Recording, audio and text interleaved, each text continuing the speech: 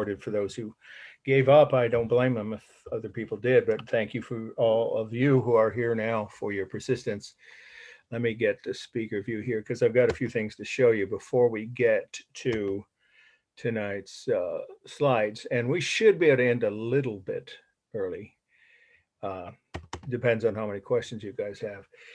I have a few announcements to make, but let me just make a quick whatever. I'm not going to say mea culpa because I triple checked what I sent. So what I did was just get a new Zoom meeting. A third time I sent the number was different because for the first two times, for some reason, that number didn't work. So I've sent a different number this third time, which obviously those of you here now on the Zoom meeting at this moment in time know already. But in case anybody's given up and then they go watch this video on YouTube, of course, they have that option. Um, yeah, welcome. You haven't missed anything because good. So we're getting, yeah, there we go. Yeah, it's pointless to speculate. I thought maybe it had something to do with the power outages in the North Bay or Zoom itself. Who knows? I have no way of knowing. I know I triple or double, so I should say double check the number each time, the first two. So I gave up on that number not being valid for whatever reason and sent a different number, and that's working, obviously. Thank you. Well, this is good news. Okay.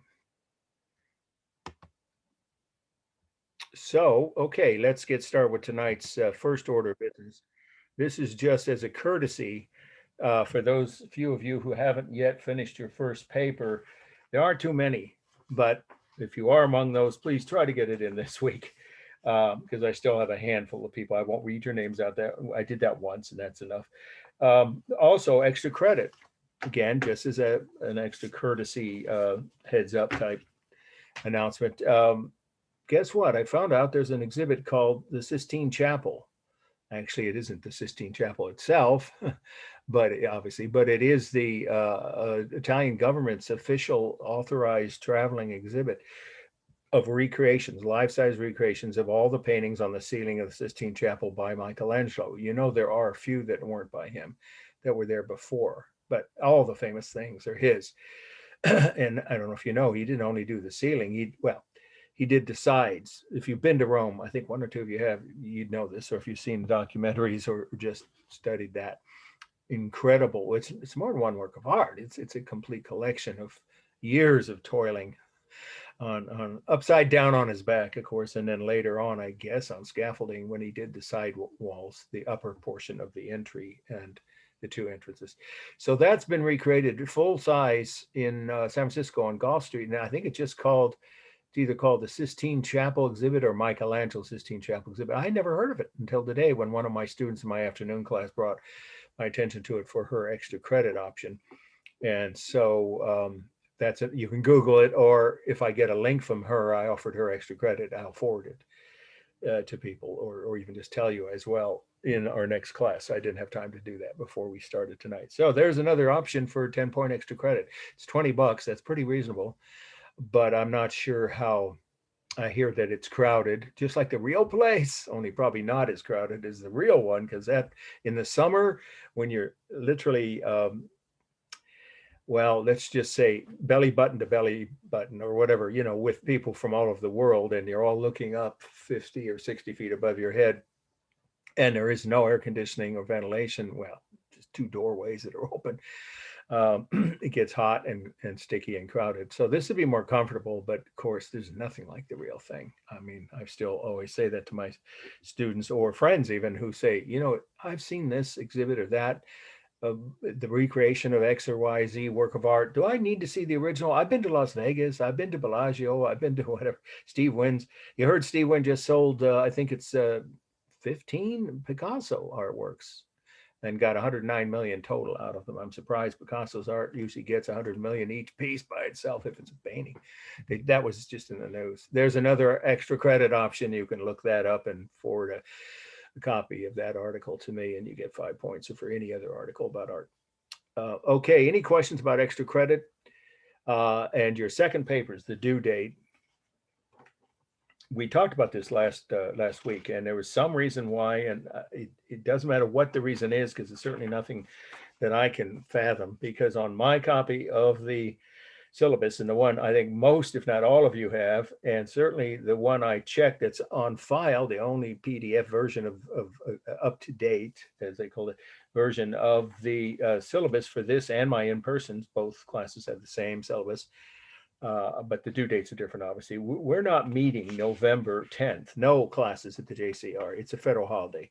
So the due date for your papers would be, let's just double check because it's what's on the syllabus here. And we covered that, but we had some slight discrepancy, and I don't want that to cause, let's see.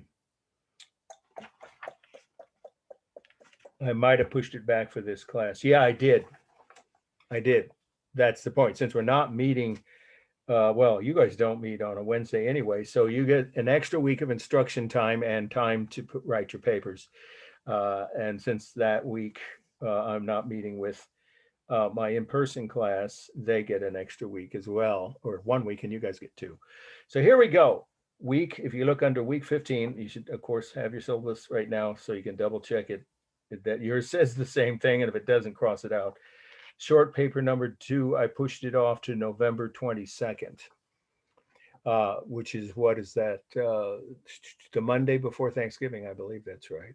This year, I think Thanksgiving's on the 25th, if I have that correct, or 26th. In any case, it's the 22nd, which is the anniversary of Kennedy's assassination. Don't ask, anybody my age will never forget that date.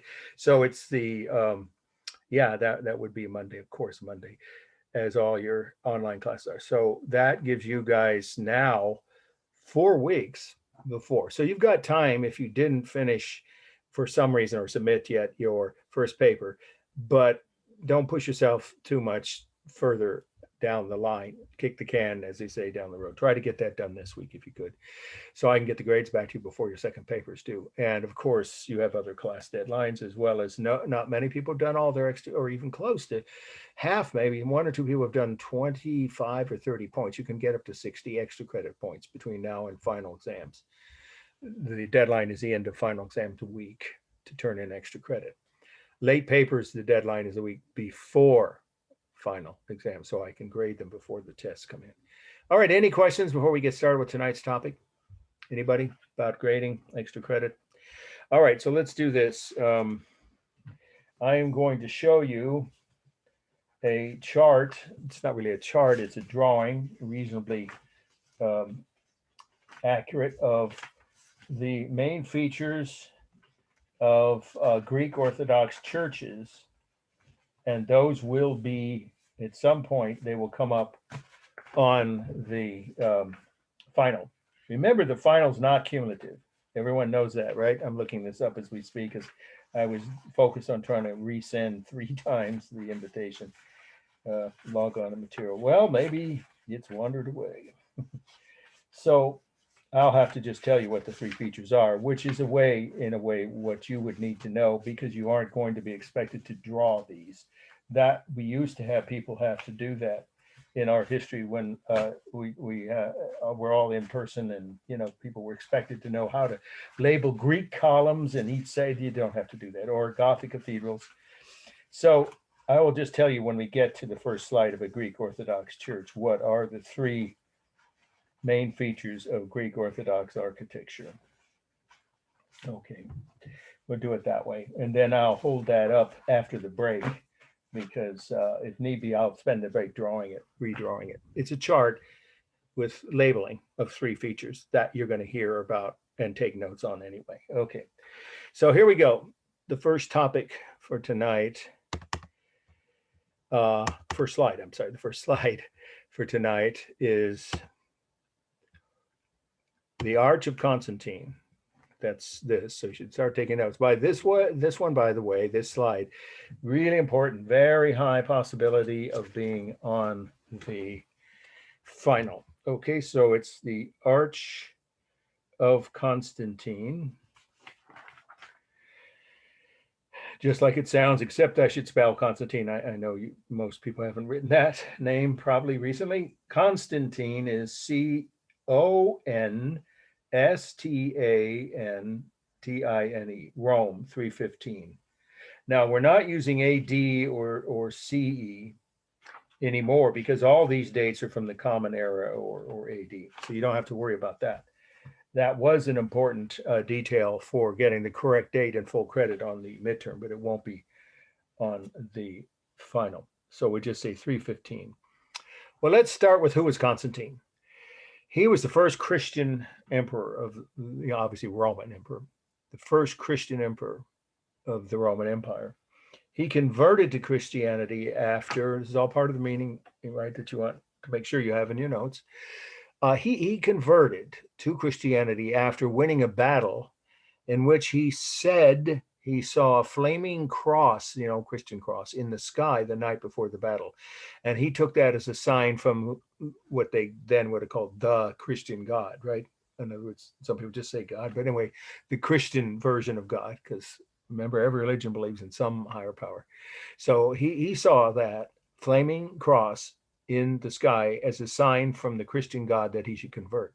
He won the battle, and then he did something very, very rare in the ancient world. He let all of the defeated soldiers and their commanders go home in peace with their weapons and their property, not just their. Very unusual. In the ancient world, we've covered this all the way back to early Egyptian art. It was the norm to massacre your enemy's soldiers when you won a battle, and certainly the commanders, and maybe sometimes sell them into slavery. That was the less drastic treatment that befell soldiers who lost a major battle in most of the ancient world. But with this incident, this turning point, and it absolutely is a major turning point in world history, because probably this will be news to some people, but well, let me just ask, uh, let me admit this person there. Does anybody know what the world's largest religion, or we're talking about organized religion, where you can define it by people who self-identify with a particular religion? Anybody know what the world's, in terms of the numbers of people who practice that religion? Anybody? Nope. Anybody have a guess?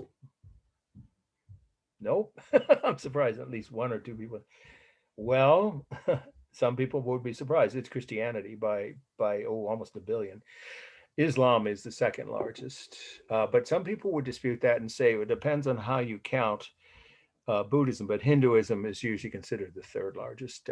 And so Christianity, then obviously it's a big chunk of the human race. It's about a third of all people who have any religious affiliation self-identify as Christian. And they wouldn't be around if it weren't for this event, because the Romans were crushing them. They were forcing the Christians, they were oppressing them, of course, because they thought of them as a threat.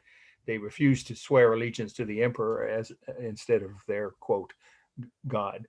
And so he's the first emperor who said, not only am I going to stop that persecution, but I'm going to join them.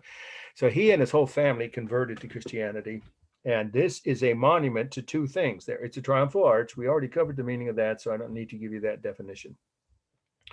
The soldiers he had with him when he won the victory I just mentioned, it was in Germany, by the way, if I know, up in the northern Roman provinces. He had to march under this arch, just like all triumphal arches. But one thing that's totally different is the text here in the middle is saying that he, the emperor, now allows all citizens of the Roman Empire to worship whatever religion they want. Now, it's not an exact quote, it's a paraphrase, but the point is it's a monument not just to one military victory, but a monument to religious tolerance. In fact, it's unheard of in the ancient world. That no one else had done, certainly not a public monument to make that statement. So he didn't force people to convert. There was some false information. If you read the Da Vinci Code, anybody? It was a really lousy movie with Tom Hanks. He said it was the worst role he ever had. But anyway, it was a blockbuster novel, sold 30 million copies. And anyway, the point is, in that novel, it's not accurate what they say about Constantine being, someone who forced people to convert at the point of a sword. Some later kings and emperors and even, other rulers, of course, not just Christian ones, did force people to convert by sword at the point of a sword, however you want to say it, on pain of death. That certainly did happen a lot throughout the Middle Ages and the Renaissance, but not in this case. He did not choose to force anyone to convert. But by doing so himself and his family converting, you can see where things were going to go from there. Of course, hey, it's the emperor, his family. He's saying that he thinks Christianity is, the thing to be, or to, to believe in.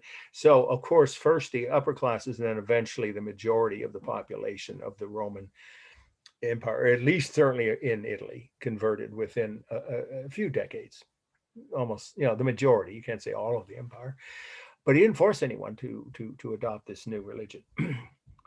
All right, so that's what this again is really what makes this a unique monument in the history of the ancient world. Not only a monument to a military victory from the emperor who won that victory, but a statement by that same emperor of religious tolerance, and you could say freedom of religion if you want. That's a phrase we use now, allowing people to worship whichever religion they wanted. Okay, so we can see that if you look down here. Well, actually, wait a minute. Now I have one close up I just was able to add to the file. So let's take a look at that. Here he is. This is actually an important part of the meaning.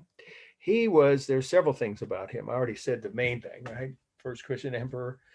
He was also the tallest Roman emperor. He was 6'4". That was really tall back then, that far back for a human being. Any human being. Human heights have gone up in every population group pretty much over the last few centuries.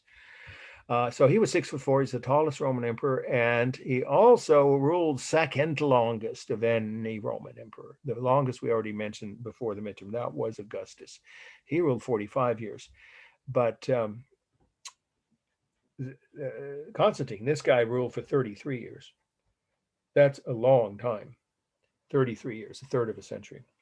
Okay, so he had a number of distinguishing facts, and those are the main ones to have in your notes. Okay, so this is, by the way, if you're curious where it is and what else is on it, I should say, yeah, this is the last thing about the meaning you can write, and then we'll do a form analysis. This is a scene from the end of that battle where he accepts the surrender of his defeated enemy, and they were actually Roman rebellious, that's the word. Rebellious Roman soldiers who were trying to overthrow him. So that's usually the ticket to a sudden death. I mean, of course, you rebel against the sitting emperor, you're dead once they defeat you, if they win. And that's why it's so rare, if not totally remarkable, that he spared their lives. And that's what he's doing here, according to historians. It's a scene from after that battle he had just won and had just converted to Christianity, in which he tells them, go home in peace.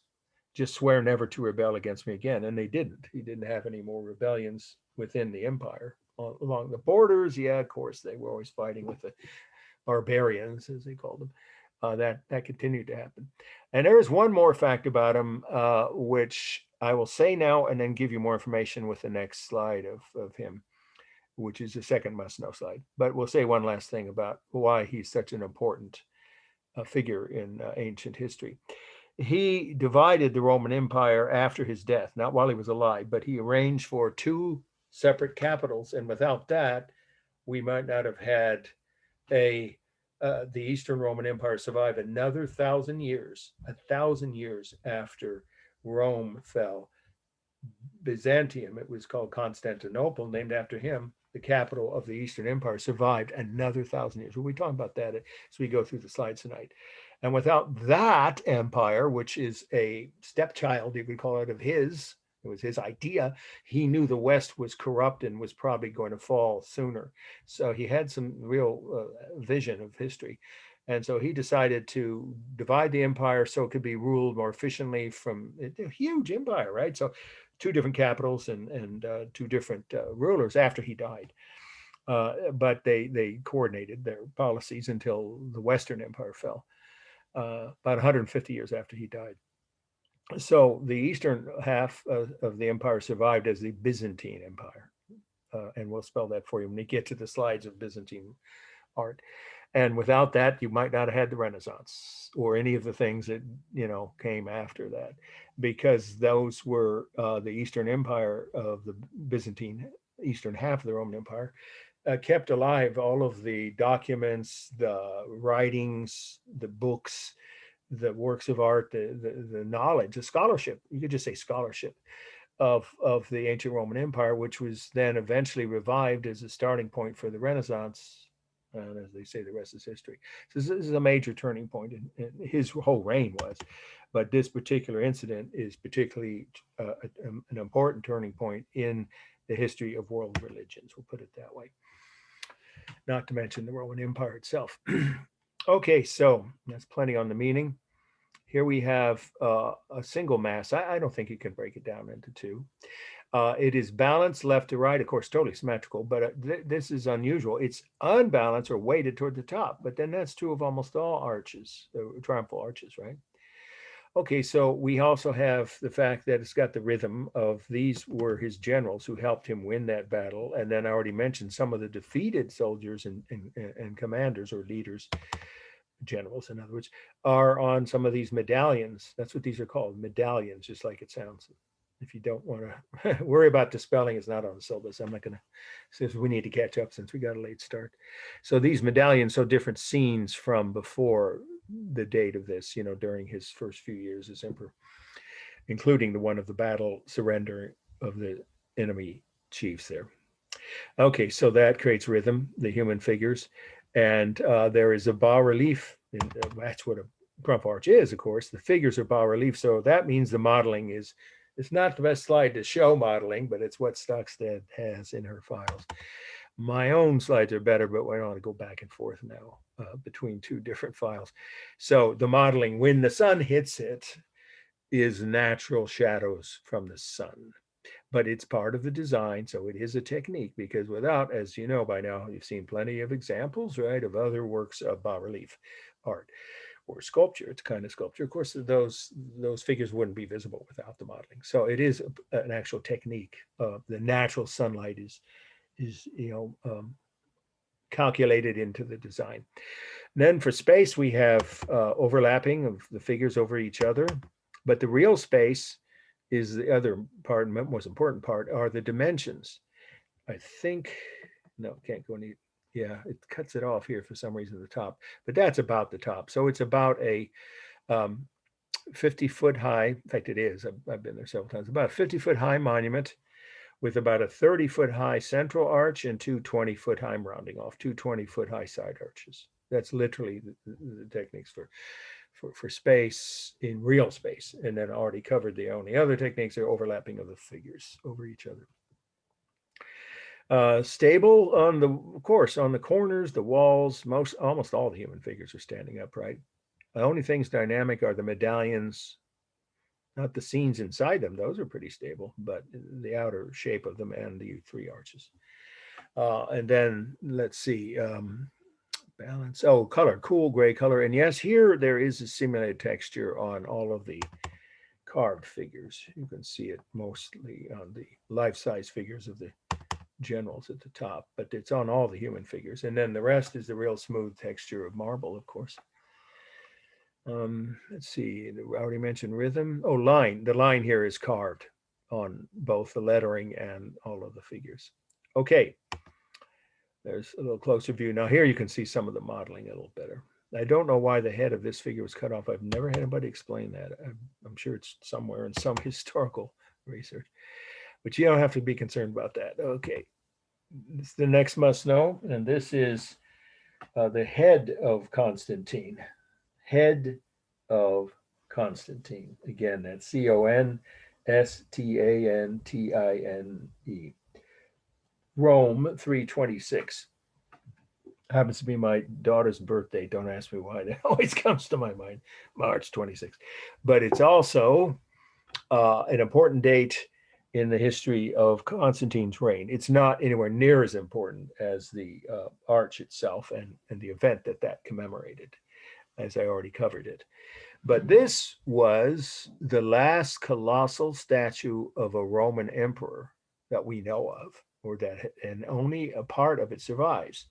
The head, I didn't, by the way, take this picture, and I have no idea who that woman is. It's a file photo from the slide library at Santa Rosa JC slide library. So for some reason, some other professor, maybe decades ago, judging by the attire here of the young woman, that's the elbow of Constantine, one kneecap. I mean, this is what's left of a once 50-foot tall colossal statue of him, which would be 8 times life size. So that's what's left of a colossal statue of the last great. Some people called him the last great Roman emperor. Well, there's some truth to that. That's debatable, of course. There were other Roman emperors who were able to maintain power and even defeat enemies in battle, but not to influence the history of, religion and um, political history as much as he did. So you could say he's considered by many historians to be one of the last great Roman emperors, if you want to add that fact to the notes on the meaning of this slide. But there's more to it than just that all that's left is a few pieces. The head, and I believe I have it, let me see, I think I do. Yeah, there it is. If it's on the exam, this is the view you'll have. Is colossal. Remember, that's a word I think I've used it more than once. Of course, anything larger than twice or more than twice life size is by definition colossal scale. That doesn't only apply to the ancient world. That's true today. There are colossal sculptures all over the world. Some of my students in this same class in the Wednesday night in-person class looked it up, and the tallest statue in the world now is, boy, is it colossal. It's 500 feet tall, and it's in China, and I can't remember what it is. It's probably some ancient Chinese philosopher or something. It's not of Mao. that would be what I'd have guessed. But there are plenty of colossal statues in the world today. But back then in the ancient Roman Empire era of 600, almost 600 years while they were dominating the Western world, pretty much only the emperors were allowed to have colossal statues made of themselves. And this is the last one that we know of. It was broken in pieces when Rome fell, and probably the other parts were carted off to make other, things, use the stone for other things. But for whatever reason, these pieces survived. Almost certainly they were buried under rubble. When Rome fell, it was, there wasn't much, right, of the old Roman historic structures left above ground. Only the Pantheon, the Pantheon, right, which, as you recall, was on the midterm, and a few other arches.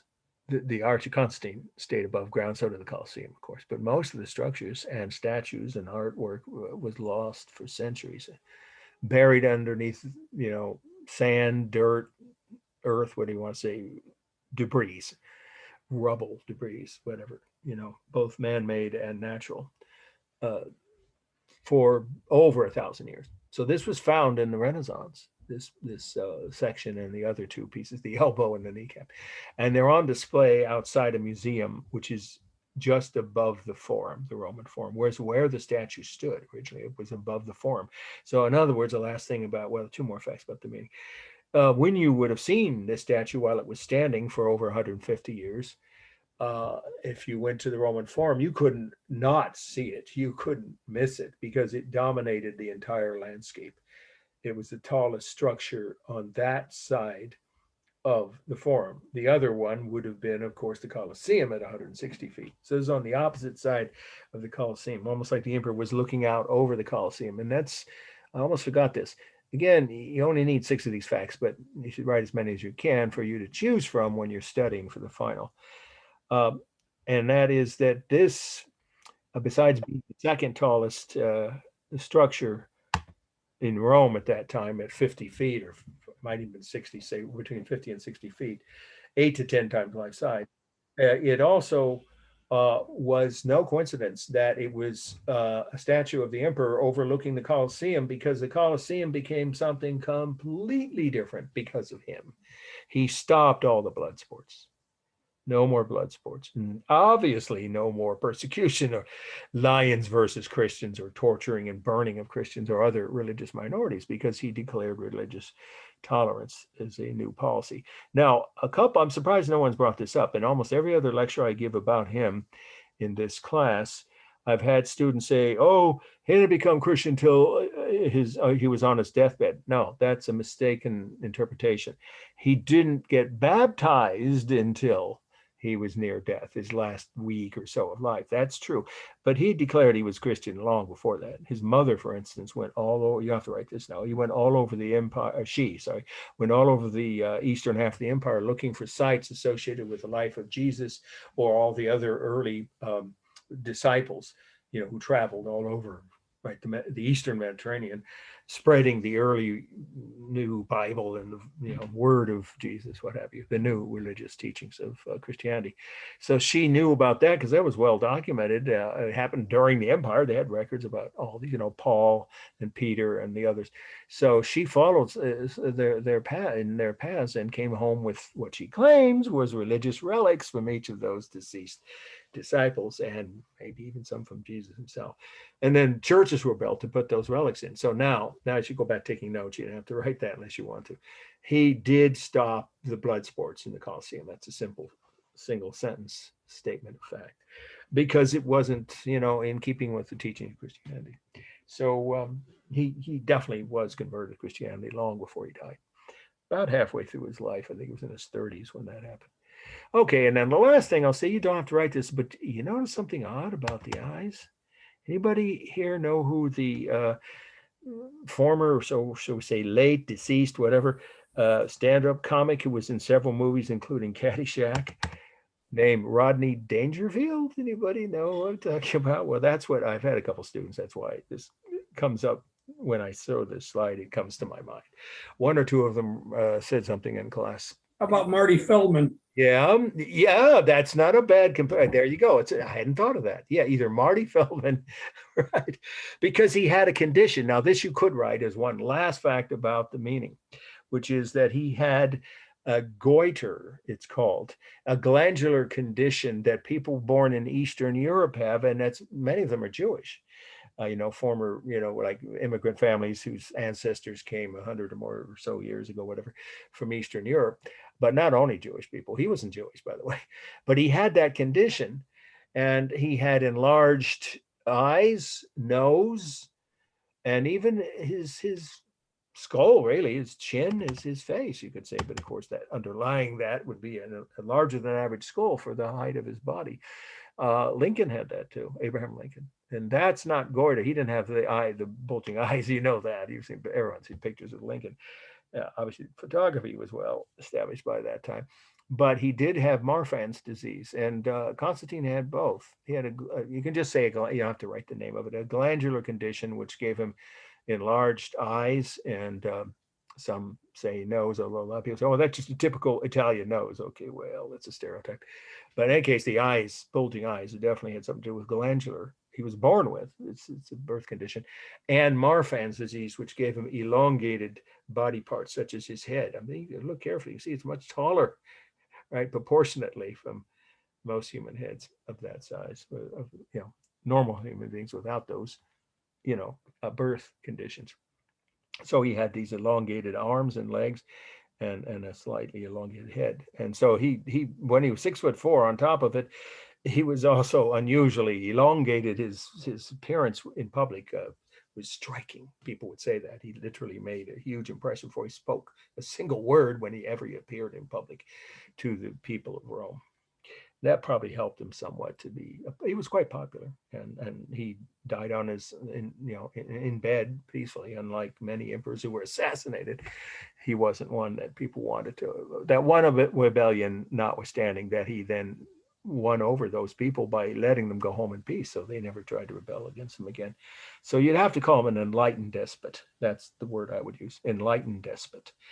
Obviously, he wasn't a democratically elected leader, but he was definitely not a brutal, capriciously cruel emperor like so many of the others that we've covered. Okay, plenty on the meaning. Formal analysis, it's a single mass. This piece here was part of a statue that was just say about 10 times life size, or nearly 60 feet. I think it was like 55 or 56 feet, so something in that ballpark. In any case, the head, what's left of the head, is about 10 feet high. This section. So all we have to write about is what you see in the slide. There's carved line, of course, everywhere on the face, the nose, the eyes, the ears, the mouth, the hair, that typical Roman bowl cut. The way they cut their hair. So every Roman emperor practically had the same hairstyle, with a few exceptions. So, okay, so that's all done with carved line. So that creates realistic simulated texture. And then the modeling is the shadows from the sun. Of course, it's a cool gray color. There is the actual real, I should have said, simulated texture, obviously, on the face, the details of the face and hair, but also the real smooth texture, the marble. Good timing. Yeah. Welcome. We're on the second slide, the head of Constantine. And I will, of course, post the video of the lecture on Friday by 8 p.m. on YouTube. Okay, so let's wrap this one up because we have a few more. And I think what we'll do is take a slightly early break. And yes, we can end early tonight, maybe 20 minutes early. But it will take a break because I need it, and I'm sure some of you do too, but especially if you just get home from work right before trying to log on. So if you were one of those last 2 or 3 people, I won't belabor this, but there was some kind of glitch with why it wouldn't go through or what the numbers were. So whatever the reason, I resent a new set of numbers, and those obviously are the correct ones. If you're curious why, if you try to log on before 6:40, that's the reason. All right, let's do the rest of the form analysis and then get to the third slide. Okay, then we have rhythm. Of course, the hair creates rhythm, the 2 eyes, the 2 ears, basically that's the rhythm right there. I already said it's one large mass. I mean, although they may have had to reattach the head to the neck, originally the whole thing was a solid mass, of course. For space, there is overlapping of the hair, you could say that. Otherwise, it's just the real space of 10-foot tall segment or portion of an original 55 or 60-foot tall statue. Okay, balance, yes, symmetrical human figure. I think that's it, right? Line is carvine. Yeah. Okay, let's move on. This is an important slide. Now, I didn't say the head of Constantine is so important that I might, so I either might or might not cut that one from the study list. But if for any reason you, well, I didn't say it. So for all of your sakes and anyone watching the YouTube replay of this lecture, you should know the first slide we covered tonight, which was the Arch of Constantine, well, I did say it. Yes, I did. Is so important that it is definitely not being cut from the study list for the final A, and B, it has a high possibility of being on the final. And the same is true for this piece. This is the third piece for tonight. So this is Sarcophagus of Junius Bassus. Sarcophagus. We've had that word before, remember? But I'll spell it again, of course. Sarcophagus,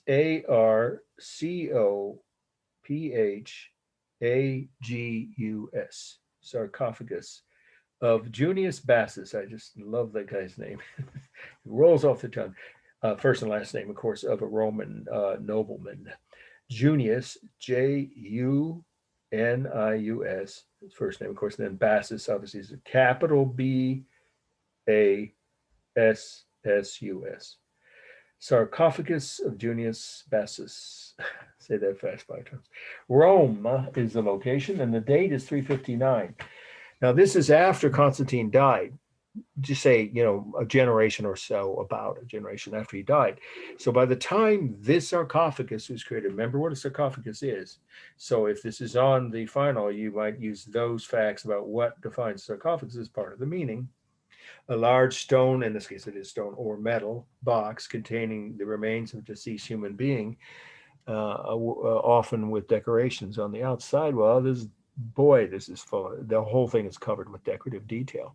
And that's what we're going to focus on, the meaning of some of these. So we're going to look at just 3 of these panels, these bas-relief panels. But before we get to that, who was he? Well, nobody really important. He was just an upper-class Roman noble, but he had converted to Christianity during his lifetime because of Emperor Constantine. As an example, I said earlier, if the Roman citizens, especially upper class ones who, followed the emperor's lead in many ways, saw him convert to this new religion, then his whole family, well, many of them just did that because, to get along, go along, isn't that a phrase? At least it used to be. So many of them decided, well, if the emperor and his, inner circle are all going to become Christian, maybe we should too. So this guy, in other words, was a convert, and you don't get more zealous than a convert. I think you know that from recent history. Not everybody who converts is zealous, but zealous isn't a negative word. I'm not implying that. It means really, passionate believer in something, whatever it is, a political party, a political cause, a candidate, or in this case, a whole religion. So he was a convert to Christianity and was very zealously, passionately Christian. And it shows because he chose scenes from the Bible. That's what these all are, different scenes from the Christian Bible. as decorations on his sarcophagus, and he would have ordered them carved before he died, of course. Okay, so let's take a look at a couple of these scenes. One of them, or just there's three, so if you write a sentence or two on each one, that'll give you plenty of facts. Remember, it's 6 facts on the meaning for each of the slide essays, like you did on the midterm. The same exact procedure and requirements are on the final. Same length of test, same number of slides, same grade value of 100 points if you get them all right. Okay, so let's talk about this as part of the meaning. It's a scene in which Jesus is up in heaven. Believe it or not, that's him. See, they didn't show him as a bearded, long-haired hippie was, medium length hair. But anyway, so he looks like a young Greek philosopher is what one historian said. You don't have to write that. You can just say he's a young man as he would have looked, he was in his early 30s when he died. If he went straight to heaven and retained his appearance, that's what this artist, I should say, thinks he might have looked like. And these are 2 of his disciples. We don't know which ones. It could be Peter and Paul. We don't know. 2 of his disciples on either side of him in heaven. But there's more to the meaning here. What's going on down here? Well, this is one of the ancient Greek gods. Atlas. Some of you know, right, what Atlas's role was? Anybody? In the ancient belief of the ancient Greek and Roman gods, pre-Christian gods. What did Atlas, what was his task? No, anybody? Yeah, I know he picked up the earth, right? Pretty close. He held up the sky, supposedly, or the stars in the sky above the earth. He had to stand at, they believe the earth was flat, remember? We know about thousands of years ago. So supposedly Atlas was a superhuman kind of, you can say, some people say he wasn't a god, he was a giant. Okay, whatever. He's an immortal creature, I'd call that a god, who had the power to hold up the sky and keep it from falling. It's an odd concept, huh? But that was what was taught in ancient Greek and Roman religion. So why then? Let's see if anyone wants to take a guess on this. If you just figure a logical kind of connection, here's Jesus up in heaven. This man's a Christian, and most of the empire, or at least let's say Roman citizens anyway, had converted by this time to Christianity. So including him. So why would he be wiping his feet? Sorry. On the head of a pagan? Remember that word, pagan's a useful word to use for these last 3 slides about early Christian art. Right? Non-Christian, pagan, P-A-G-A-N, of course, is the spelling. So why would Jesus be shown on a sarcophagus of a recently converted Christian, nobleman, as wiping his feet, his sandals, right, I should say, on the head of an ancient pre-Christian god or pagan god? What could that symbolize? Anybody? Just to show disapproval or thinking of less than. Yeah, you got the basic idea. Yeah, everybody hear that? Yeah, that's one way to put it, and that's pretty accurate. In other words, it was showing that the new religion, Christianity, is superior over the old religion, has begun. Yes, or you would even say disapproval. Yeah, you could say disrespect. There we go. If you want. It's short word. Go ahead, please. Somebody had another comment. Sarcophagus came from? Pardon? Where the sarcophagus came from, or it's in Rome, in the city of Rome. It's buried in one of the not buried, sorry, interred is the word. It's not underground, in some family crypt. Oh, now it's in a museum, if you're curious where it is now, but originally it would have been a family crypt. Oh, I'm curious if the guy that owned it is from like that area. Oh, well, with the name Junius Bassus, unless he changed his name, which is possible, he would have been born. Yeah, that was really. He would have been born and raised in Italy, not necessarily Rome, but somewhere in Italy. Yeah, so that's, you'll have to write that as a detail, but it's pretty much of a given. I'm sure someone somewhere has a record of who he was, because this is a famous work of art in early Christian art. So anyway, he was Italian, we'll put it that way, and a Roman citizen who had been raised as a pagan. No question. When he died, I think he was around 60. I don't know. Anyway, he was old enough to have been born before Christianity was legal. And so he only converted because Constantine made it legal, and because of the example, as I was saying, that's part of the meaning of this slide, set by the emperor and his family, that, hey, if he's going to become Christian, maybe some of us noble families should join that religion. That's what this guy was doing. So yeah, the comment here is that Rob that was making that. Yeah, this is definitely a sign of disrespect or superiority. You could just say the superior position of Christianity within the Roman Empire. By the time this sarcophagus was carved, it had become the dominant religion within the Roman Empire. Okay, so yeah, superiority, or you could even say disrespect towards the old religion, but I kind of prefer to put it the other side of the same point, which is that now Christianity is the preferred or dominant religion, and the pagan religions are looked down on, or you could just say just being disrespected. I mean, wiping your sandals on someone's forehead is pretty disrespectful. Okay, let's go to two more, and they won't take as long to explain. This is one of my oh, this is so bad. Yeah. So what have we got here? We have a scene from the Bible in which Jesus was supposed to be riding a donkey into Jerusalem 1 week before he died, right before he was arrested and tried, by the Romans. It's called Palm Sunday. You don't have to write that much detail. Some of you, if you were raised like I was, lapsed Catholic is what I'd call myself. Yeah, I used to have to learn this stuff in Sunday school, but all you have to write is something very minimal, which is that this is a scene from the Bible in which Jesus is supposedly riding a donkey into Jerusalem, and crowds are climbing the trees that lined the road to greet him or cheer him or just to see him. You could say just to see him or greet him. Well, here are the problems with this one. First of all, that poor donkey, is more like just a medium-sized dog. I mean, he would crush that animal riding it. I mean, look at that. He's about twice the size. That's not even a possibility. So it's completely off. And that's true of all early Christian art because they'd lost. This is a really important part of the meaning of this slide. And a couple others you're going to see tonight, which is that the artists, particularly sculptors, but painters too, so just say artists in general, especially sculptors, had lost the ability to depict proportions and depth accurately. They had lost that ability. It was just a decaying of the skills in the schools that were not even functioning, maybe closed, that taught the skills of the earlier Roman artists, which of course were mostly borrowed from the Greeks. We've covered that, right? They copied the Greeks in many, many ways, which we know the Greeks depicted human figures accurately, right? At least the classical Greeks. So just summarize it by saying, again, this is one of several panels that depict the lack of skill or accuracy, is a better way to say it, the lack of accuracy among sculptors in the late Roman Empire. Or you can either say early Christian, they are synonymous, the two terms. Early Christian art, late Roman art, same thing. So say it either way, in depicting depth and proportion. I mean, the proportion of Jesus to that poor dog he's riding into the city would be, impossible. He would crush the animal. And then we have the people climbing these 50-foot trees. I've been to Jerusalem twice.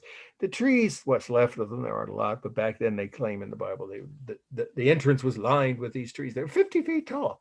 And plus which they would probably be palm trees anyway. But look at this. This just looks like a broccoli bush or something.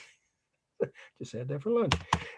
That's no way anyone would climb. The guy there behind the edge of the bush, or his head's poking out from it, is almost taller than the tree he's supposed to climb. It's laughably bad. So that's part of the meaning, that this is a classic example of how the skills of late Roman or early Christian sculptors before the fall of the Roman Empire had deteriorated noticeably in depicting proportions or space. And then here's another one is even more off. Here we have Adam and Eve. And it's hard to tell. In fact, to me, she's almost more buff than he is. You could barely tell the difference. It wasn't for their heads and the hair. But the main thing is this is supposed to be the tree, right? This tree of temptation or knowledge, whatever you want to call it, tempted them to, do the original sin, quote, sex, unquote. And it's supposedly a huge tree that they're sheltered by. Once again, look, they're as tall as a tree.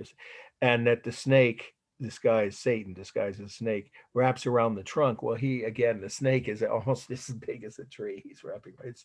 The proportion does look goofy. They almost look Just like, a little, yeah. almost look like small people, like dwarfs or something. Yeah, they just lost those skills that the ancient Greeks and earlier Romans had mastered. So you can see it in their art all the way from around the time of Constantine Although that giant colossal rather sculpture of him was very accurate, but after his reign, certainly after the mid 300s, things went downhill, and you'll see the proof of that. I think anybody here been to the De Young Museum? No, not the De Young. Sorry, I meant the Legion of Honor in Golden Gate Park. Walk through the galleries of medieval painting and sculpture. They're almost all like this until you get to the late Middle Ages, which is really the beginning of the Renaissance. And then there's beginning to show some skills, a little more skills in depicting depth and proportion of human and other figures, but especially the human bodies. Okay, so we'll wrap it up with a formal analysis. If it's on the exam, this is the view we'll have. See, here are those three panels we just looked at.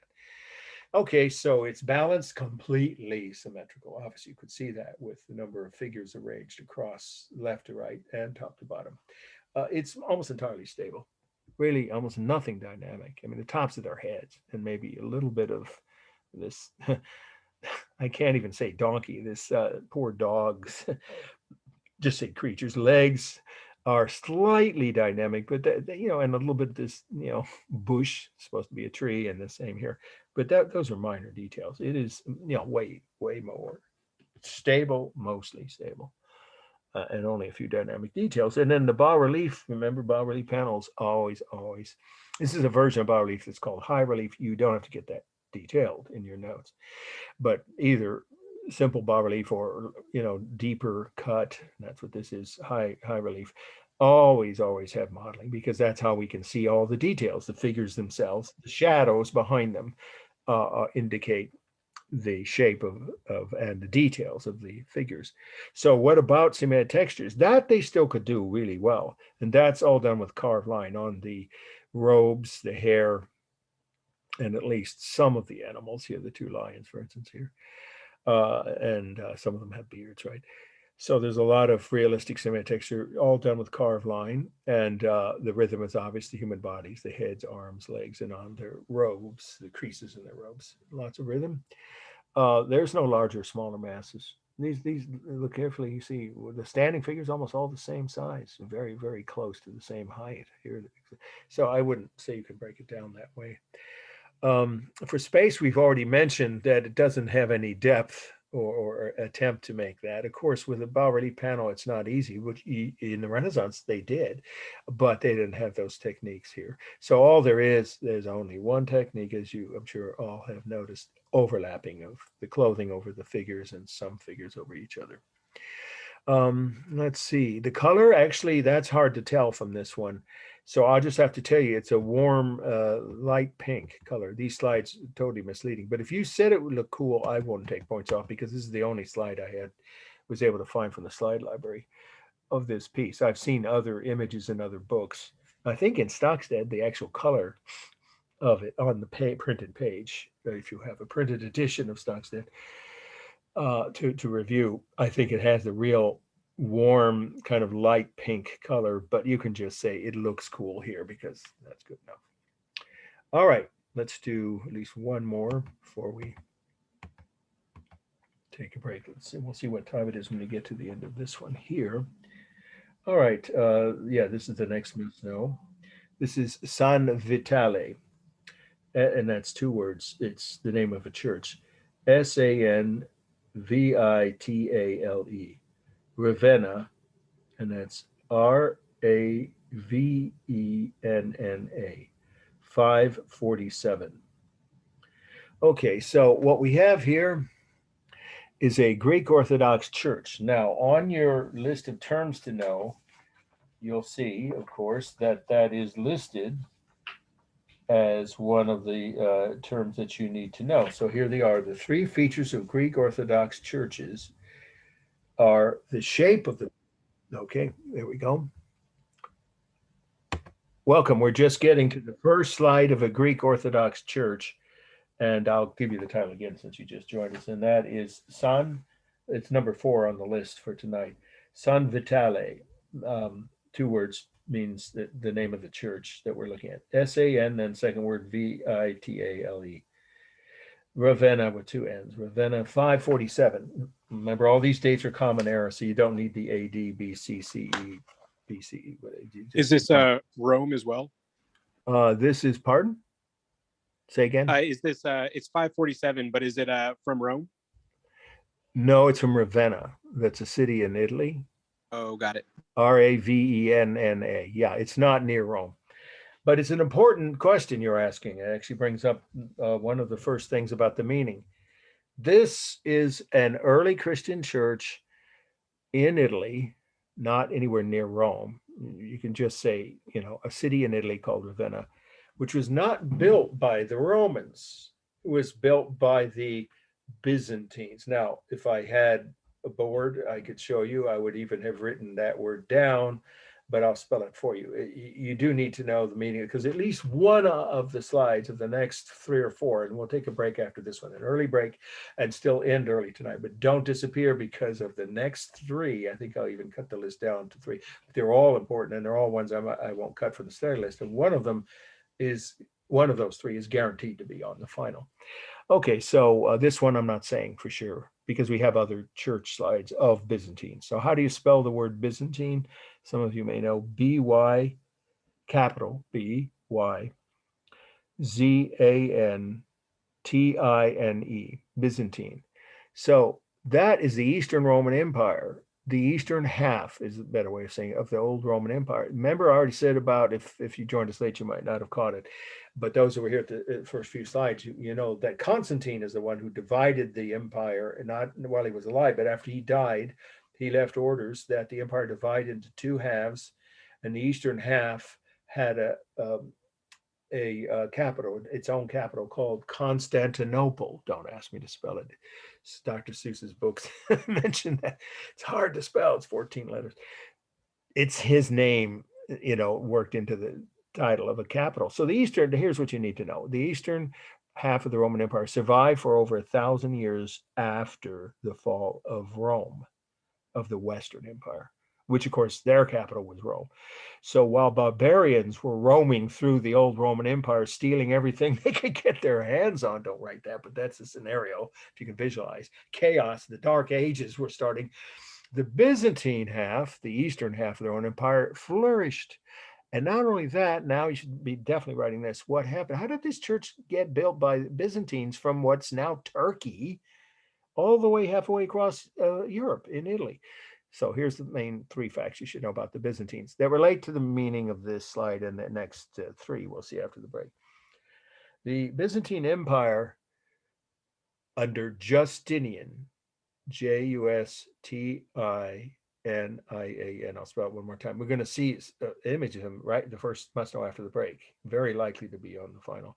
Justinian, capital J-U-S-T-I-N-I-A-N. Justinian, who was the emperor of the Byzantine Empire when this church was built, expanded the Byzantine Empire by reconquering 2/3 of the old Roman Empire. In other words, of the western half, of course. I don't have to get too technical. You follow me. The eastern half was already solidly under his control. So he reconquered 2/3 of the old Western Empire, all the way around the Mediterranean, completely around the borders of the Mediterranean, all of Italy, the Balkans, you don't have to know the details, coast of Spain, all of North Africa. That's a big chunk of territory in one man's lifetime. And he spread Christianity, or reintroduced it is a better word, because remember, the empire had become Christian under Constantine long before it fell to the barbarians. So once again, to summarize, an emperor during the golden age of the Byzantine Empire, Justinian, reconquered 2/3 of the old Roman Empire. And then in those territories, he reintroduced Christianity and built hundreds of Byzantine churches, which, by the way, are slightly different than Catholic churches. And if you don't know this, maybe you should write it, but I think some of you already know. They're just 2 branches of Christianity. So this was the Eastern Orthodox, which some of you know, there are Eastern Orthodox congregation throughout Sonoma County, several in Santa Rosa. Russian and Greek Orthodox, they're all part of this whole bigger subcategory called Eastern Orthodox, or for short, we just call it Byzantine. So this is a form of Christianity this church was built to worship in. which is slightly different than the Catholic churches that were being built in what was then, reconquered territory.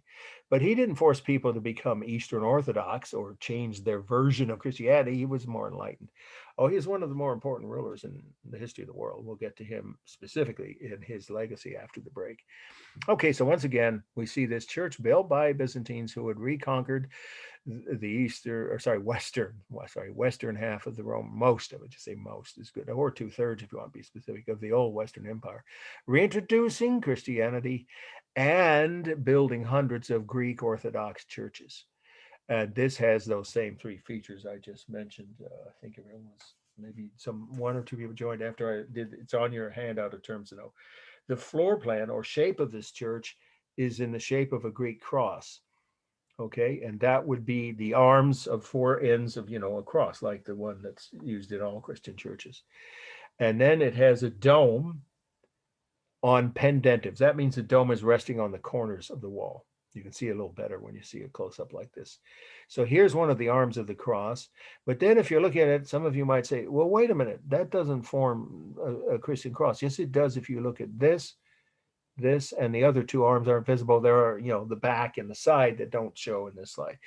So what are these things? The third feature of all Greek Orthodox churches is apses. Now that I need to give you a definition. You see it's down here, everyone, if you're looking at your list of terms, it's a separate term with its own definition. It's not a long one. So here we go. An apse is a semicircular, you could say, or multi-sided if you want to get really technical. See the arrow, the cursor there? That's a semicircular. That's the multi-sided version. So an apse, I'll say it again and repeat it. I'll say it slowly and repeat it. An apse is a semicircular or multi-sided extension along the walls of a church, which helps support that wall. So I'll say it again. An apse is a either semicircular or multi-sided extension along the wall of a church, which helps support that wall. So all Greek Orthodox churches use that technique so they can have support for the church walls themselves, of course. The apses help support the walls. These are the main walls here, which if you walk inside the church would look, well, you're going to see a slide of it. Let's see. I think I have that. Let me just see if I have that next here. Yeah, there it is. That's one of the arms of the Greek cross shape. The shape of a Greek cross is just a cross with equal arms. If you need to know that, you don't have to write that or remember it for the exam.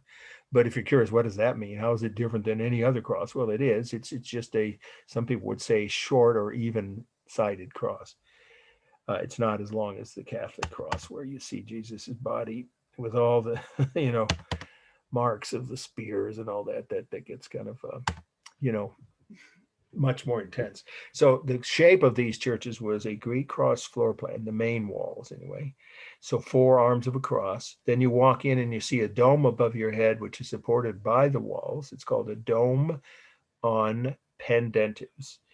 And then you have these apses, which I just defined. So that is the 3 of the 6 things you'd write. If this slide, I'm not saying it will be, it's not on the list of terms list of slides that I absolutely will not cut from the study list.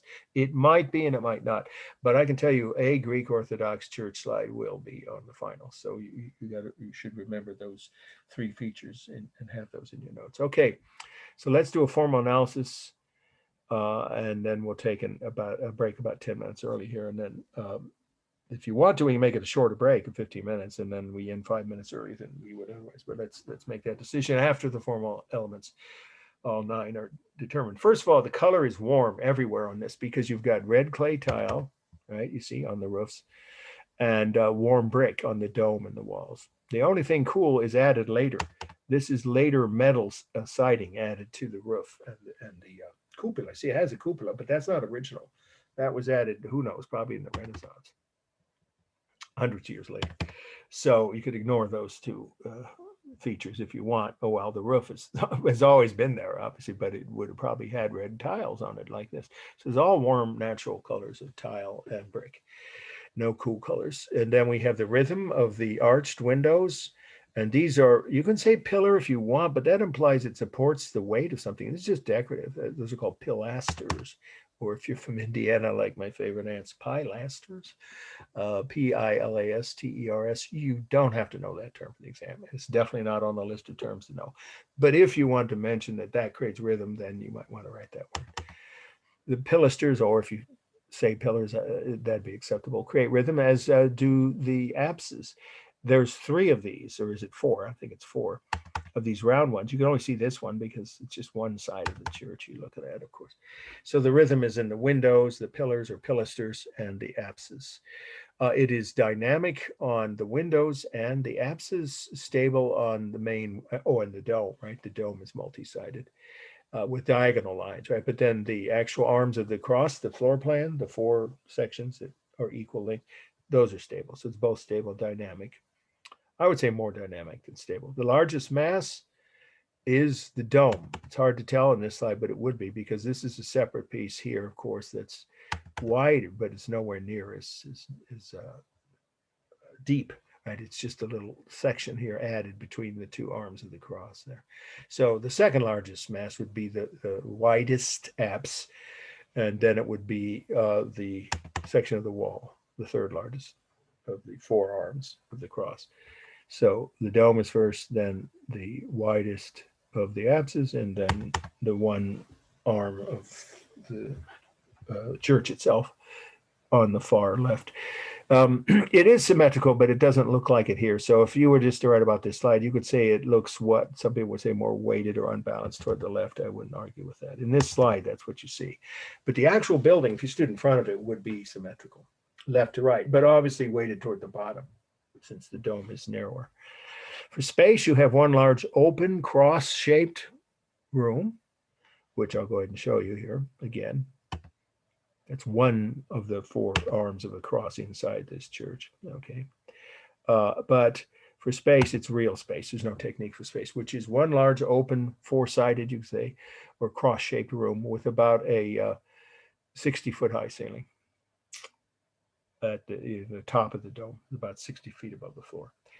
There's modeling of natural shadows from the sun. The lines are visual lines around the arches, right? And even at the edges of the pilasters here too. So you see visual line. There is no carved or painted line here. And then we have texture is the real rough texture of the brick. If you get up close, you can see that. And real smooth texture of tile, and real smooth texture of glass in the windows. I assume those windows have been repaired several times, but there would have been glass that far back, for at least for churches. There were, not for people's homes. Okay, and then let's see, the largest mass, balance, rhythm, dynamic in that, yeah, right, I think I already said that the way the dome is shaped, and the apses, even the, multi-sided one that's not curved, it's at a diagonal, obviously, as is the dome, and the rounded apses are, of course, dynamic. Okay, so let's see, it's already 7:51. Does anybody have any questions? If you joined late, I already said this, so I won't want to keep repeating, but there was a glitch. I'm just going to leave it at that caused the numbers not to be, accessible, the ID number, the meeting ID number, even though I sent it twice and double checked it. So I resent a different ID number, which works, obviously. So if you missed anything, you can see that on the, of course, replay of this whole lecture, which will be posted, as always, on YouTube by 8 p.m. this Friday, if you miss any part of this. But I can guarantee at least one slide from tonight will be on the final, and possibly 2. And particularly after the break. So don't disappear, but we will end early. We might even end more than 20 minutes early. But we have 3 more must-knows that we're going to cover after the break. Possibly 4. I might cut one of them. Any questions right now by anybody? Why don't we make it 18 minutes? That's kind of halfway between. So that means we'd start again at 10 minutes after 8. Okay? Everybody all right with that? All right. We'll see you in about 17 or 18 minutes. Okay.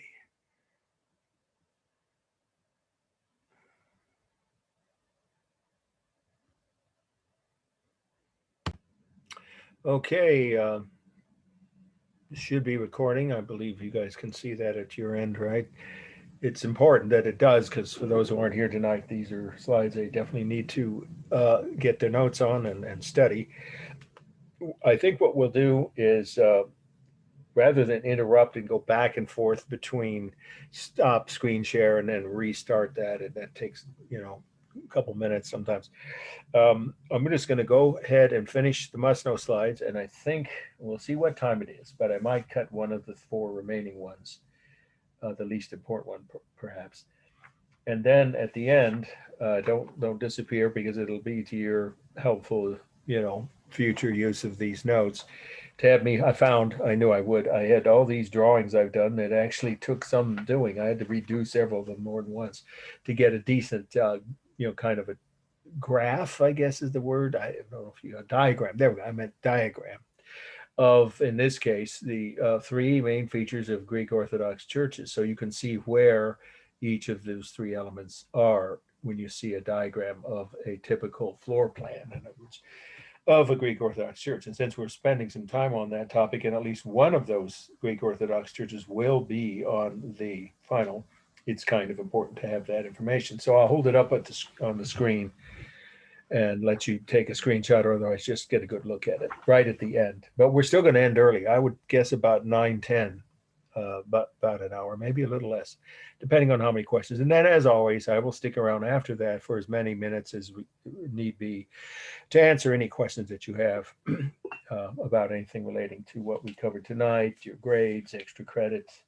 upcoming papers, etc. Okay, here we go. This is a really important slide. This, and of the 3 or 4 we're doing now in the second half tonight, this is one of the 2 most important of this half of tonight's lecture, which is the first, or next, I should say, next must know on the syllabus. Emperor Justinian and his attendants. I spelled Justinian before, but I'll spell it again, because I know you might not all have written it, or perhaps joined late. Emperor, everyone I'm sure knows how to spell that word. Emperor, and Justinian is Justiinian, Justinian, and his attendants, Ravenna, Ravenna, same city as San Vitale. In fact, this is inside that church. It's a mosaic inside the church of San Vitale, and that is a term. There's 2 more terms, definitions, in other words, for me to give you that you definitely want in your notes. But first, let's just make sure everybody has that correct. The date, again, is 547. The title, Emperor Justinian and his attendants. Location, Ravenna. Remember, that's a city in Italy. Now, I have a problem with the way Stockstead labels this, because this is a scene, this is the meaning now. You should be taking notes on this. It's pretty rich in meaning, but I'll just try to give you the most important facts, which is, who is he? I mentioned earlier, but if you didn't write it then, or want to just have it in a separate part of your notes in case this comes up, which is, I say, a high possibility of being on the final, on the slide essay part or the ID part. Who was Justinian? He was a Byzantine. Now, I did already spell that word, so I won't spell that again, with a capital B-Y-Z, right? Byzantine is how it's pronounced phonetically. But we just say Byzantine emperor during the golden age of the Byzantine Empire. You could say its height of power, if you prefer to say he was the emperor who ruled the Byzantine Empire during the height of its power. That's one fact. That doesn't tell you much about him, though. But he's the one who reconquered 2/3 of the old Western Empire. That's a pretty major achievement. One emperor in one lifetime, right? He reconquered 2/3 of the old Roman Empire. Okay. And he reintroduced Christianity in all those sections of the empire. It had never disappeared from the eastern half, because when it was created, remember, by Constantine, the eastern half, or Byzantine part of the empire, was already Christian. But he reintroduced Christianity into the recently reconquered areas. That's a huge chunk of territory, all the way around the Mediterranean, all of Southern Europe, basically, Southern and Southeastern Europe, and all of North Africa. And he also built hundreds of Byzantine churches or Greek Orthodox churches in those territories. And this is a mosaic on the wall of one of those churches. So that definition, luckily, it's short and mercifully easy to write, but you do need to write this. Okay, mosaic, you see it further up the page there above the 3 features of Greek Orthodox churches. Mosaics, a mosaic, or to say a mosaic, right? I should have just made it singular. A mosaic is a 2-dimensional work of art made up of thousands of tiny pieces of colored glass. I'll say it again. A mosaic is a 2-dimensional work of art made up of thousands, of tiny pieces of colored glass. That's exactly what we're looking at.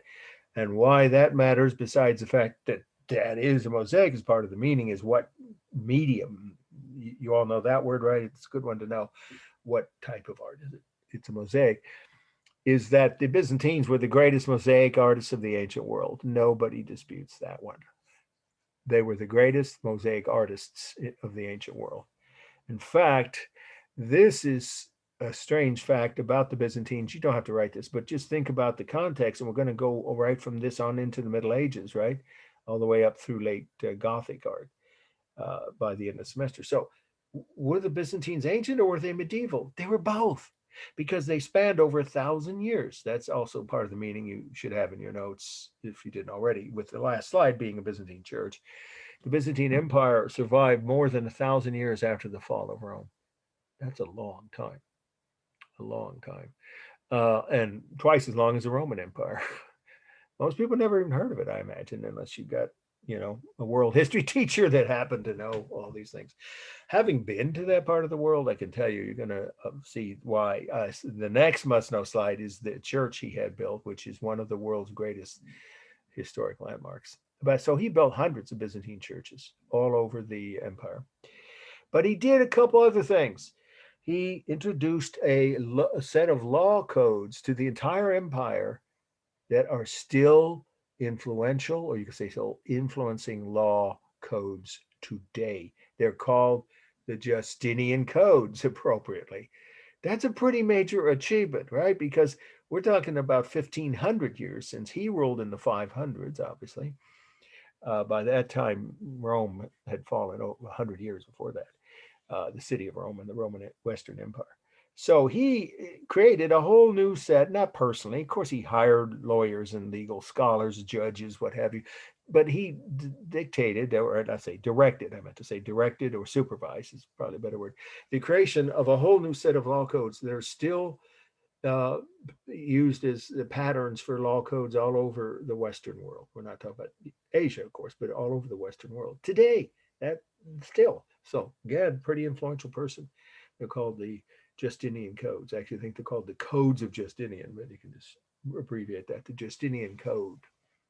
And then finally, one more achievement he had is he created the modern concept of bureaucracy. Now, some of you are going to go, no, you dealt with the DMV lately. You dealt with the unemployment office, as I have both. You might say, what's so great about that, right? Well, here's the point. Before he created this system in the Byzantine Empire, and it was already in China, the Chinese already had this system. If you take art 1.1, World Ancient Art, we'll talk about it. I think I'm pretty sure I'm teaching that next semester. It's an interesting course. It overlaps some, but then, those are slides you want to take notes on, but about half of them are totally new ones of other non-Western cultures. The Chinese had a system bureaucracy, but nobody in the Western world did before he created it. What does that mean? So to finish up the last point here is that, well, there's actually 2 more facts about the meaning. Second to last is that he created the system of a modern bureaucratic state, which means what? That people who were trained, skilled in a certain task or function would be appointed to positions of authority to supervise whatever society's needs were, like the mail delivery, right?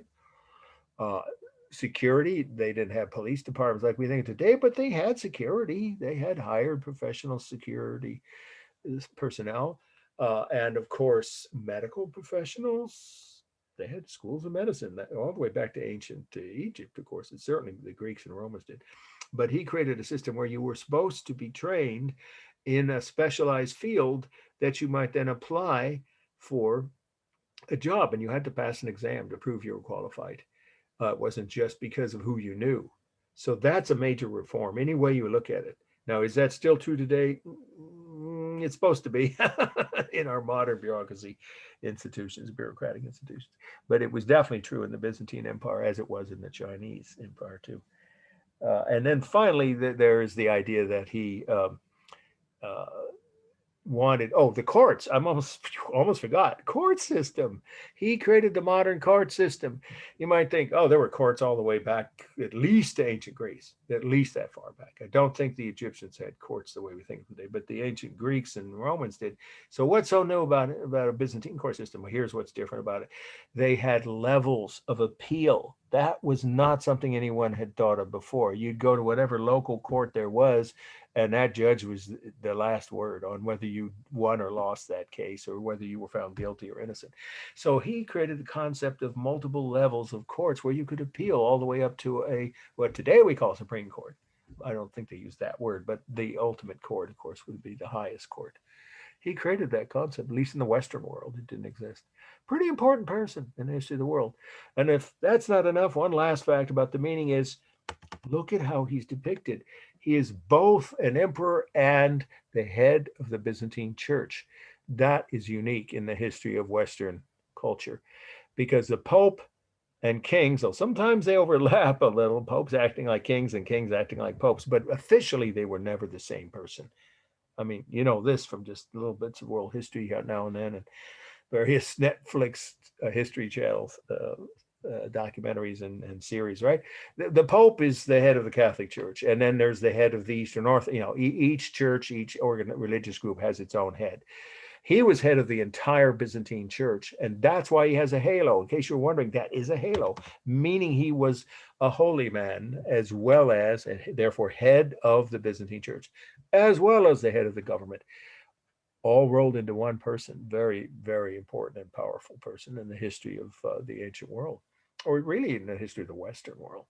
Okay, that's plenty on the meaning. It's a mosaic, and we know that it's a Byzantine mosaic, besides the fact it's in a Byzantine church, because who he is.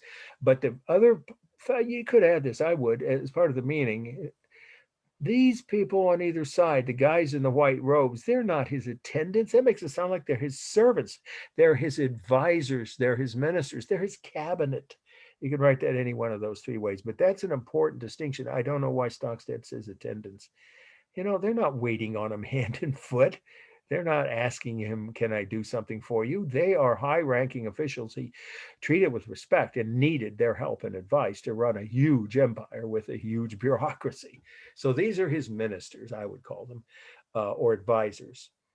Literally what today we'd call the presidential cabinet, right?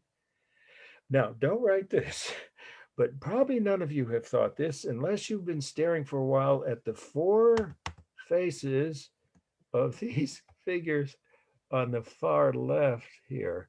Look at their faces, their eyes, their haircuts, their expressions.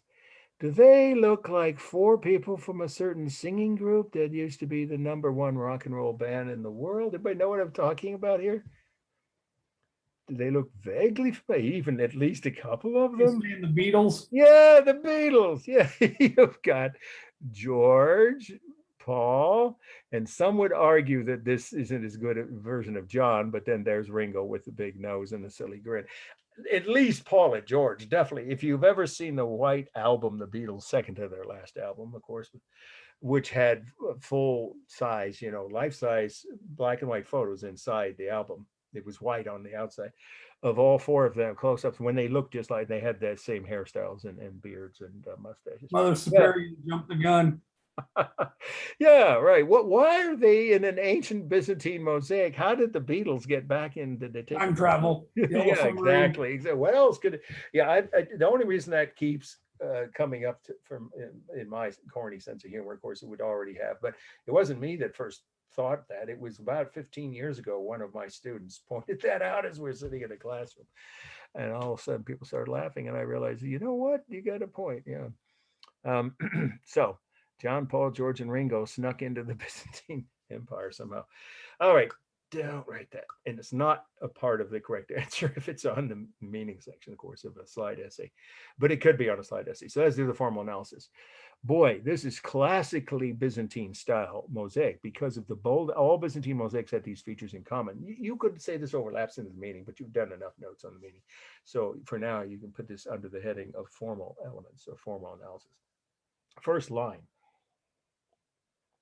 All Byzantine mosaics had bold outlines on the main figures. Look at them everywhere around their robes, their heads, and you know, their feet even.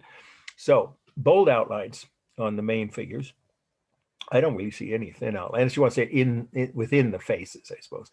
Then we have really good symmetry, or they wouldn't be considered the greatest mosaic artists of the ancient world. On their face, their hair, George's mustache, Paul's hair, and their robes. It's realistic symmetric texture everywhere, even on the shield here and on the spears. This is his joint chiefs of staff. Here we go. One of whom doesn't look like, none of them, I mean, look like Colin Powell. But anyway, they would have been a very important part of the empire, and they would have been in any meeting with the cabinet. Of course, he would have had to consult with them whenever there was constant military threats. Of course, all empires seem to be preoccupied, right? Whatever period of history you're talking about, whatever continent. So his military advisors, if you're curious, those are the ones on the far left. And the symmetric texture is really good on all of the clothing and the hair and the skin even. And then we have modeling. It's visible. It's minimal, you could say, but there is some, mostly around the faces, you know, and the chins, of course. See, I see some on their yeah, you do see some on his robes more than the other advisors here. Okay, and then we have the rhythm, obviously, human bodies with, they all have these chicken feet. That's typical Byzantine, you don't have to write that. But their feet always point outwards on all mosaics of the Byzantine style in that period. But that creates rhythm, their feet, obviously the robes, the creases in them, their heads, arms, hands. It's a lot of rhythm. It is almost entirely stable. The only things dynamic really are their heads and the halo. Well, he's carrying a bowl, which probably has holy water or something in it. But his crown and his halo are dynamic. But otherwise, he's standing upright. So they're almost the whole thing is stable. The only technique for space is overlapping. There's no foreshortening or diminishing size. Colors are cool, mostly on the military advisors, purples and greens with a little bit of warm red. And cool on the robes of the ministers. And his purple robe, of course, that's a color of royalty. So the clothing is mostly cool colors. The background is always gold. That's real gold, by the way. It's not just gold, you know, paint that looks like gold. It's actual gold inlay into the wall. So obviously a warm earth tone, as the skin tones have faded a bit, but as far as we can tell, they were fairly natural looking. So probably light pink. So you could say they at least originally were a warm color or a light pink. Okay, and then balance, totally balanced, symmetrical, left to right. The largest mass, that's easy. That's him. The emperor, of course, he would have to be. He's in the middle, and he's the only one you can see the full figure of his full body, full length. Okay, and let's see, rhythm, mass, balance. I think that's it. Okay, now I'm going to go ahead to see if, yeah, we don't have size. Okay, so I'm going to give you right now something to cut. Like I said, I probably would cut one. And not this one. This is the next must know. But let's take your pens and cross off. I think it's the one before this. If you, again, take a look at week 11, tonight's topics, or topic, I'm sorry. We didn't cut San Vitale. That's for the moment at least staying on the list. But go down second from the bottom. Sant Apollinaire, or Saint is how people in English pronounce it. So Italian for Saint. S-A-N-T, right? Apollinaire. I don't even need to spell it because I'm telling you now, cross that off the list. So there were 3 slides in Ravenna. I've never been there, and I have friends who have, and they say it's an incredibly beautiful old historic city full of Byzantine and Catholic churches, as well as some Roman ruins. And it was a wealthy city. It was actually the capital of the Byzantine province, not Rome. Rome had fallen into, don't write this, into disrepair so badly there were weeds growing in the streets by the 500s because the barbarians didn't, maintain anything, and when they invaded and knocked out the entire Roman ruling apparatus. So the city had fallen on hard times and shrunk in population. But Ravenna was the biggest city in Italy then. If you're curious why, well, these works of art are in that one city. Okay, you don't have to remember that. You do need to, for your sake, cross off the second slide from the bottom. Santa Apollinare, Ravenna, 547. Not going to be on the exam. Okay, now this one could be icon of Virgin and Christ from Istanbul. Icon of Virgin and Christ. That's I think everyone knows Virgin, of course. Virgin and Christ, the full title. The location is Istanbul. That's the city where it would be now. Okay. It's called Istanbul, which is not the capital, but the largest city of Turkey, as some of you know. Incredible place, and I will show you my own slides of Istanbul next week when we cover Islamic art. Istanbul, Istanbul, circa 12th century. You can say 1100s if you want. It's probably closer to 1100 than 1200, but we don't know the exact year. So you could just write, you could ignore, remember the little C, I've always said this all semester, I'll keep repeating. If there is that in the date, you could ignore it on the exam. So you could just write 12th century, right? Or 1100s. I think everyone's learned by now, I hope before you finished your whatever middle school or high school history classes, that the centuries don't line up with the numbers. People get confused, right? This is the 21st century, obviously, but we're not in 2100 something AD. That'll be the 22nd century, obviously. So again, this would be 1100s is probably the shortest, the easiest way to write it in your notes. Okay, so what are we looking at? Last definition for this week. It's not a long one. Icon. It's on your list of terms to know, right? After mosaics. Icon, of course, ICON. An icon is a sacred image which included one or more of the following figures. A sacred image, the word literally means that in Greek, a sacred image, comma, which includes one or more of the following figures. And then you could colon or semicolon, here they are. Jesus, Mary, and we do mean his mother, right? The Virgin, you could say Virgin Mary to be exact, because that's the title of this. So Jesus, the Virgin Mary, God, and or other holy figures. Well, I'll say it again, one more time. It's an icon is a holy image, which includes one or more of the following figures.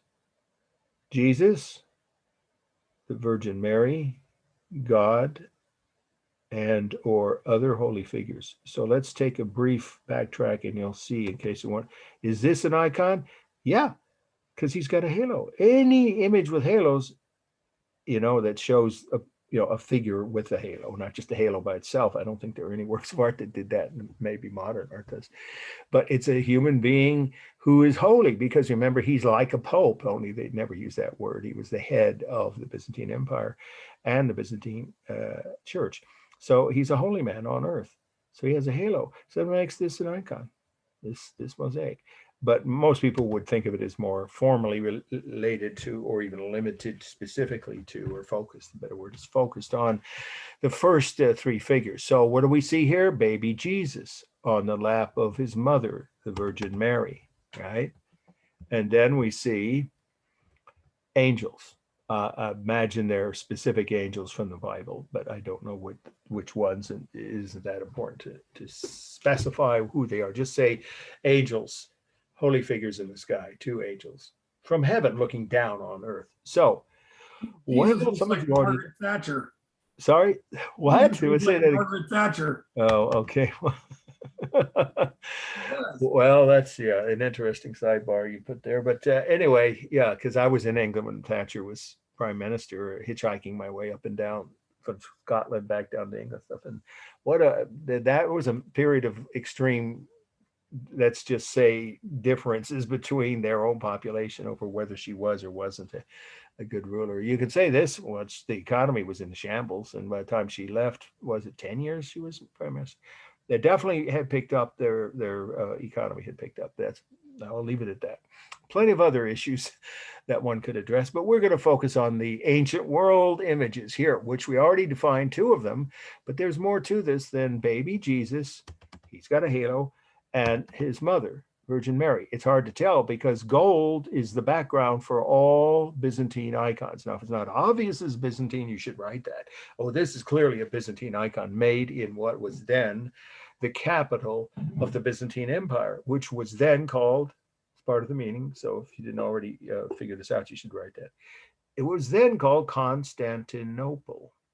I'll say it slowly, but I don't worry about the spelling. It's too long to stop and spell 2 or 3 times. So you are to be held to the spelling of that because it's not on the syllabus. Constantinople, named after, of course, Constantine, who founded the eastern half of the Roman Empire right before he died. He declared their capital to be a city called, and actually started building that city before he died. He built the walls, the fortresses, some of the churches, the early churches. So Constantinople, where this was made today, it's called Istanbul, was then the capital of the Byzantine Empire. So this is a Byzantine icon.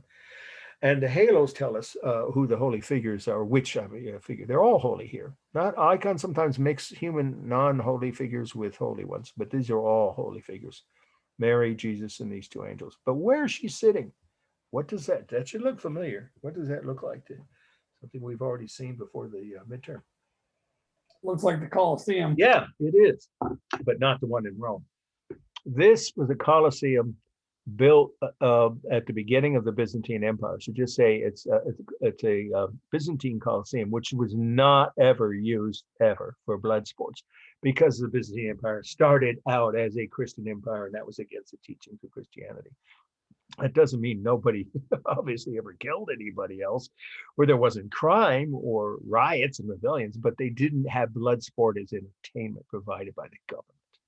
That was not okay with the teachings of their religious system. So that would have been her sitting on a throne that looks like a Colosseum, which next week you'll see my slides. There were ruins of, very minimal. There's not much above waist high left.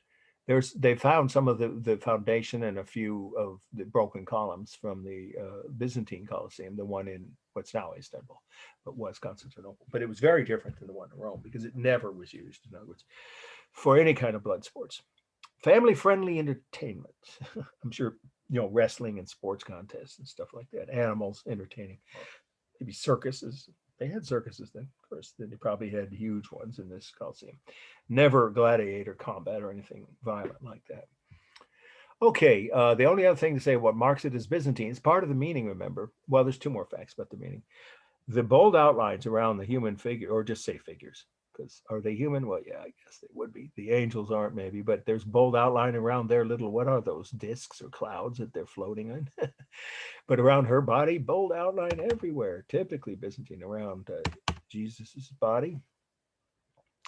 And then also the fact that her robes are blue, which is the color of royalty. The robes now she's also wearing red over blue, which is unusual, but somewhere on Mary's image on her robes, in other words, in every icon, or later or in paintings of her in the Renaissance, all the way to the 1800s, just say for hundreds of years, Mary was depicted both in paintings and in icons.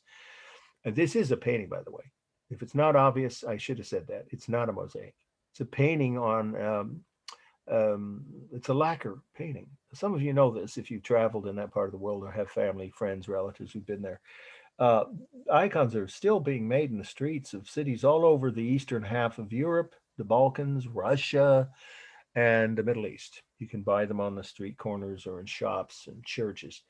And there are these same thing. What icon means the same now as it did then, at least the religious use of that word. Obviously, it means something totally different with computers. But originally the word was only a religious term. And so you can buy these. They're painted lacquer is what they are. They're painted and lacquer on top of that, and then it's on a piece of wood. And they sell you the piece of wood. Some of you know this, right? And or even a box. The Russians like painting them on boxes. You can buy those in San Francisco at Russian gift shops. You know, there are quite a few Russian immigrants in the Bay Area, as you may know. So these are still being made today, is the point. And they're the same, it's exactly the same concept.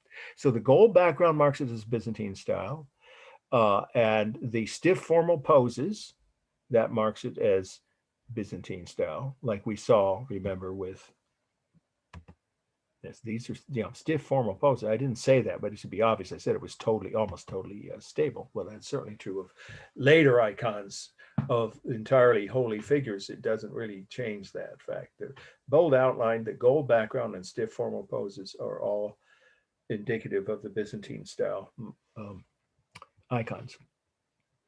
But what is not specific to the Byzantines, but is typical of medieval painting, no matter what medium it is, whether it is a mosaic. Remember, mosaics are a kind of painting. Already defined what makes those, right? Two-dimensional work of art. Well, what? Painting, right? Only on glass. And we have these icons on wood, painted on wood, or easel paintings on canvas, right? In the Renaissance. So here we go. This is the last fact about the meaning. All of the medieval era paintings of holy figures, icons, you can say icons of various kinds of icons, paintings specifically say, had unlifelike or even dead looking skin tones. Look at this. First of all, what is this? Is this a miniature 30-year-old man with a bad haircut? That's what this looks like. It doesn't look like the kind of image I ever saw when I went to church of Jesus or any other holy figure.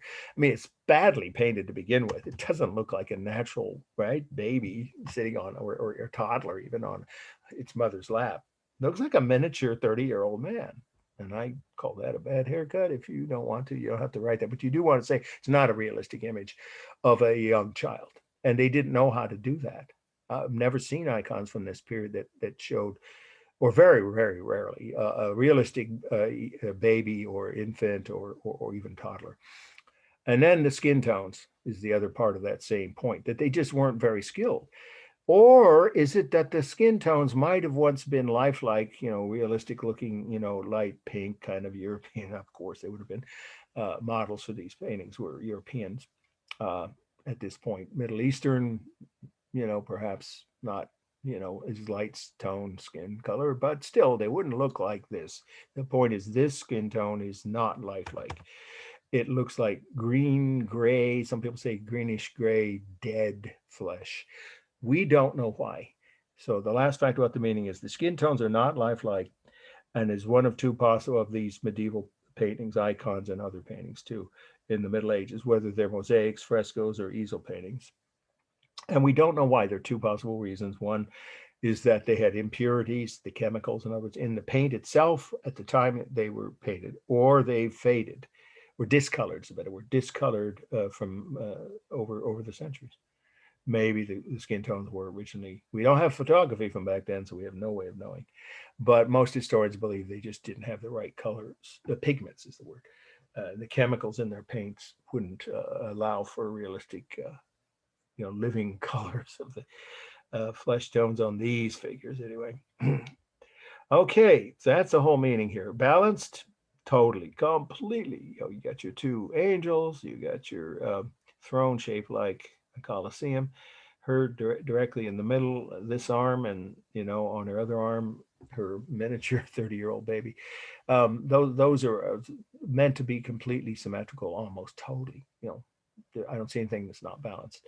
Now, whether you think that above her head, around her head there, that's empty space, but to me, the gold has mass, and also these two angels are just about the same area as the feet of this throne / Colosseum. So I see it as balanced both ways, top to bottom, left to right. Largest mass, pretty easy, her, because you can't see all of the throne behind her. So then that's the second largest mass, obviously, and then baby / in quotes, baby Jesus is the third largest mass. For space, not very well done, is it? All you have is overlapping. There's no foreshortening. Look at this. There's none at all on the throne. There ought to be. At least some of the medieval artists knew how to do that, but not on icons. They usually weren't painted by the most skilled artists. And I've never seen an icon that used realistic space techniques until the Renaissance, which is a whole different topic, right? For another class. So there's no foreshortening. There's no diminishing size. These angels could be any size. That's not showing that they're smaller or larger, right? They're just floating in the sky. So it's only overlapping of course, the robes over the figures, the slash baby, quote unquote, Jesus on his mother's lap, and both of them over the background behind them of the throne. And then we have simulated texture, not much, a little bit on the skin, and poorly done though it is on the hair, that is somewhat simulated texture. To me, the robes almost don't have it. They're mostly just bold lines. Of course, the outlines are all bold. I don't really see any thin outlines here at all. The modeling is fairly strong on the faces, so that's not badly done. And in the robes of the two main figures too. And then we have for color, of course, warm on her red robes, right? And cool on her under robes, you could say, or, first garments, first layer of garments. That's important because it's symbolic of her being a royal figure. The Queen of Heaven is her nickname. At least I think that's in the Bible. In any case, that's what she was called during the Middle Ages. And so she's shown with blue robes on almost always. But the red overlapping, obviously that's the warm color. The skin tones are not. The skin tones here are cool, kind of a grayish green, except a little bit on her cheeks, but not on his or the two angels. So the skin tones, unlike normal human skin tones of any ethnic background, of any humans, which are always considered warm, they're not here, except maybe just Mary's cheeks. Otherwise, the skin tones are cool. And the throne is warm in the background of gold, of course, and the halos are all warm colors. And let's see, the rhythm is obvious with the arms, the hands, the halos, the tops of their heads, and the throne behind them. And of course, it's not good simulated texture on that throne either. If it wood, is it wood? Is it stone? We can't tell. Okay, now we get to the most important slide of the second half, and one of the 2 or 3 most important tonight. And it's one you should take careful notes on. Very strong probability, more than a possibility, of being on the final. So it'll be our last must know for tonight, and then I will hold up that chart or diagram, I should say, which should just be for like 90 seconds for you to get a good look at, or even take a screenshot if you want. And then we'll finish up with any questions that you still have.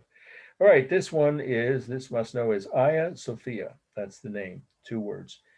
It's Greek for Our Lady Sophia, Saint Sophia. Actually, it means Saint Sophia. She's a high-ranking saint in the Byzantine or Greek Orthodox religion. I'll spell those 2 words for you. First word, Hagia, or as my aunt in Indiana would say, Hagia. Hagia. Second word, Sophia, of course, capital Sophia. Hagia Sophia. Now here you need to know the architects. I didn't used to put that. I used to put Istanbul because that's where it is in what's today. This is the city of Istanbul. But you won't get credit if you do that. And of course you have the syllabus in front of you, as you know, for the final because it's open book. So Artemis and Isidorus, the 2 architects, are spelled Artemis, Artemis, and Isidorus, Isodorus, Isidorus, 537. This building is mind-blowing. The only building I can closely compare it to from the ancient world, and one of the only other structures that has as many unique features, is the Pantheon in Rome, which we already covered. But this is even more remarkable. I like both slides, so I'm going to go back and forth. But if it's on the exam, this one, the brighter colors, right, the more realistic colored detail of the colors would be the one you'll see, because this is kind of a bit dark, but this is what it looks like when you first walk into it, when your eyes haven't adjusted. So what is this structure? Let's start with that. Anytime you write about architecture, by the way, I almost forgot. My afternoon class reminded me I promised to do this, and I just got overwhelmed. My computer crashed, my car needed to go in the shop. We had flooding. It was that kind of week, all of you what that's like, 'cause you went through some of the same things, I'm sure. Hopefully your cars are not flooded like some of them on the news in Santa Rosa we saw, the evening news last night. Hopefully those people got their cars back. So I did not remember, but I am going to tomorrow because one of my Efrin students reminded me with an email, so I saved the email. The first thing I'll do when I log on after lunch tomorrow will be send everybody in all my classes a new PDF I created just a few months ago at the end of last semester, which is called Tips for Writing About Architecture. You don't have to write about architecture for your second paper, but you are going to have to write about one or maybe two architecture slides on the slide analysis part, the slide essay part of the final, because it's so much an important part of what was left from this period of these periods of history from ancient and medieval history. So that will be a PDF you'll see in your inbox tomorrow afternoon, well before 5. So anytime after 5, you can log on. You could just take a look at it, keep it for future reference, use it while you're writing your answers on any architecture slide on the final, or use it to help you write your second paper if you choose to write about architecture. Okay. All right. So how do you start writing about any work of art that's a piece of architecture? I think I've said this before, but it's important to remember because they'll be on the final. You start with the purpose of that building. What was the purpose of this building? It was originally designed as the mother church of the Byzantine religion. Or you could say but headquarters sounds like an office building. I don't like that phrase. You could say the head church, but really the right phrase is the mother church of the Byzantine, which is synonymous. They're in exactly the two words mean the same. Greek Orthodox, put it in parentheses, or the other way around. You can say it again. I'll repeat one more time, that this was built as the mother church of the Byzantine or Greek Orthodox religion.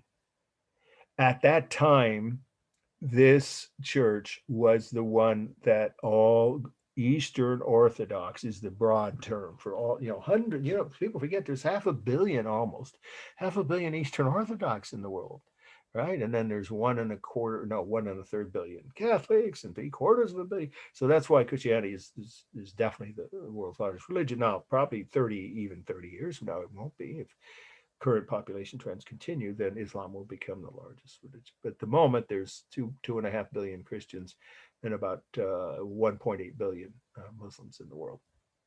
Just for reference, you don't have to write that on your notes if you don't want to. But when this was founded, the Eastern Orthodox religion was in its golden age. It was expanding. I already explained that. Justinian was emperor. He is the one who hired the architects and ordered the construction of this church. So it would become the new mother church of the Byzantine religion. But if you're observant, you notice Arabic writing. Those are Islamic prayer shields. So what happened to it? It was taken over by the Turks when they conquered the Byzantine Empire. They converted this into a mosque. But this is an important detail. They did not ban Christians from worshiping here.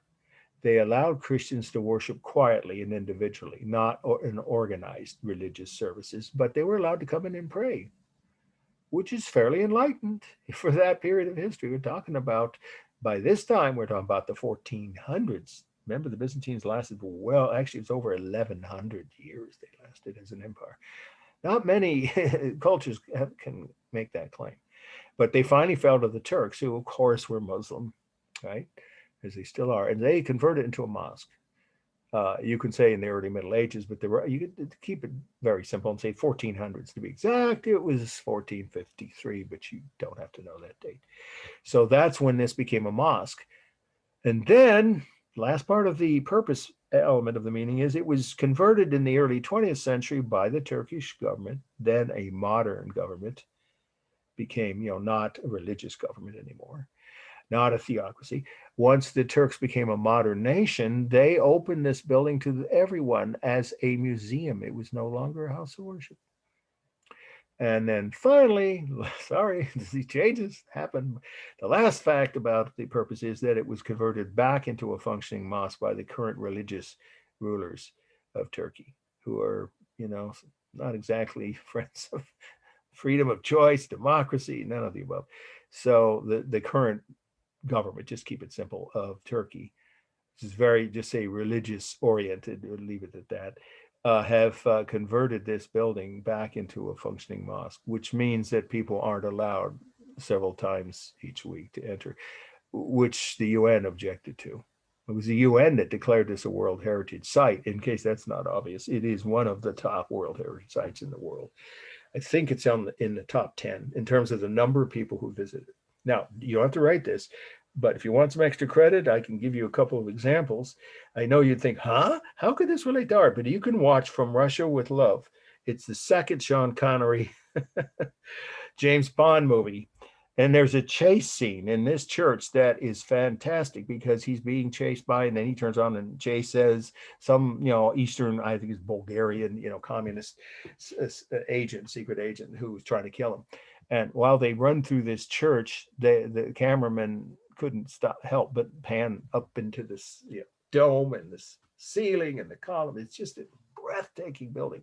So now we'll get to the features. The other part of the meaning is what is the building's physically, importance. First of all, it's the largest dome building ever built in the ancient world. Period. No debate, no contest. I'll say it again. This was the largest dome building ever built in the ancient world. Actually, I meant to do this, but I meant to make it go up. The dome is so big, you can't see it from here. In my own slides next week, you will see the dome. Okay. And here you merely can see the slides a little further back, right? The bottom of the dome. So I'll say it again. It was the largest dome building ever built in the ancient world. And the dome is part of the meaning, as well as it'll come up under space of the elements of composition. The dome is over 180 feet wide and 182 feet tall. You could put or fit an 18-story skyscraper in here, and it wouldn't even quite touch the top of the dome. It's 40 feet almost, just about 40 feet bigger than the dome, taller and wider both, than the dome of the Pantheon. And remember, it was the biggest dome building in the Roman Empire, but not ever built in the ancient world. That's this dome.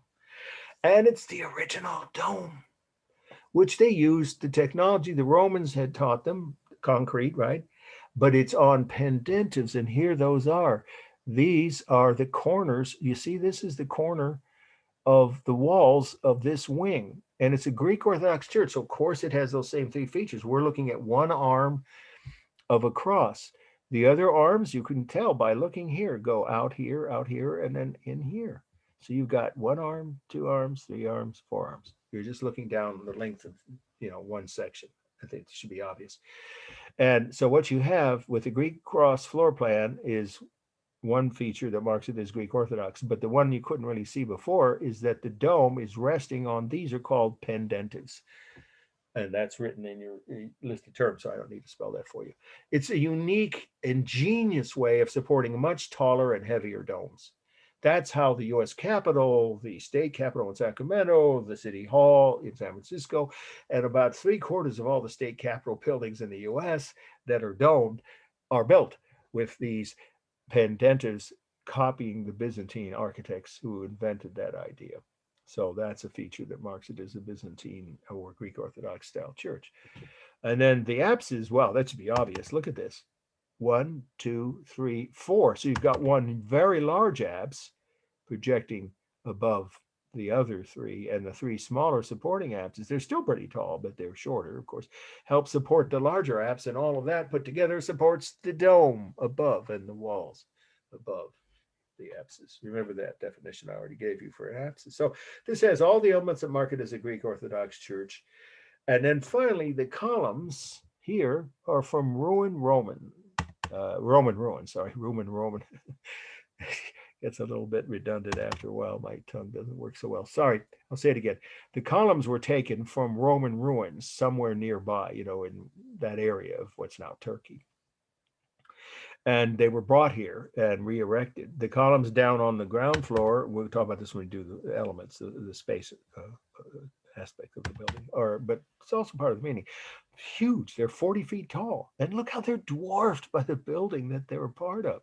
And the ones on the upper level are 20 feet tall. So now I actually read recently that some of the columns were recreated to match ones. They didn't get enough for the entire building, right, from ruins. So when they didn't have all of them Some of them were built merely 1,500 years ago, not 17 or 1,800. So a few hundred years later, when this church was built, some of the columns were added, but just keep it simple, say most of the columns were taken from Roman ruins that were nearby in the former Roman provinces, right?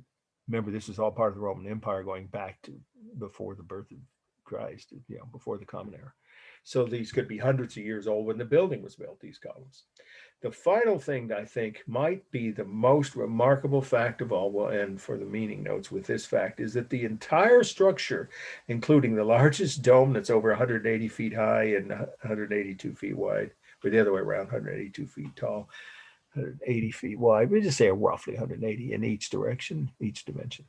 That entire structure with that massive dome, it encompasses 4 square city blocks, not square, the equivalent of 4 city blocks inside the building. If you go there, you'll know what I mean. It has its own atmosphere. It's a remarkable structure. The interior of this is about 4 times as large, at least, or more like 6 or more times larger than the Pantheon in Rome. It's one of the largest churches in the world. Now, there are bigger churches built after this, of course, like St. Peter's and others, but it was one of the largest buildings in the world when it was built, and it was the largest dome building. So you have the equivalent of 4 city blocks within the walls, and the entire structure was finished from start to finish, from the foundation to the top of the dome in 5 years. We can't even pass an infrastructure bill, let alone work on the freeways and bridges that are collapsing. And our own Bay Bridge, you know this, is going to fail in the first big earthquake. It's already rusting. The one they spent 7 or 8 billion, was it 9 billion on, the eastern half of the Bay Bridge. I don't want to be on that structure when the next big quake hits. We can't build buildings that can last more than a century. Some do. Of course, there are some who do. But in this last 50 or 60 years, we can't build anything that'll last this long. Even when we spent 20 or more years, that's how long it took to get that building built. It wasn't all construction. That was all the arguments and fighting and budgeting and all that crap. When the Byzantine Empire said they wanted to build something, it got done in record time. I mean, that itself, even in the ancient world, is mind-boggling. The entire structure built from start to finish in barely 5 years. And here it is, surviving earthquakes, floods, tourism, pollution, crusaders, what's the word, billeting their horses in here and using it as a horse toilet. Yeah. Oh, it was disrespected by every invader. The Turks at first didn't respect it. Later on they did. As I said, the emperor, the Turkish, well, he's called the Sultan, allowed Christians to start coming back in to worship after a few years. But it had been abused and neglected, never abandoned though. And yet here it is in nearly perfect condition 1,500 years later. Okay, that's enough on the meaning to see why this is a very strong candidate for the slide essay part of the file. Let's wrap up with formal analysis. Balance, totally symmetrical, completely. Any way you look at it, left to right, top to bottom. Well, in this slide it is. So up until the dome, you can say up till the base of the dome, it's symmetrical, both directions.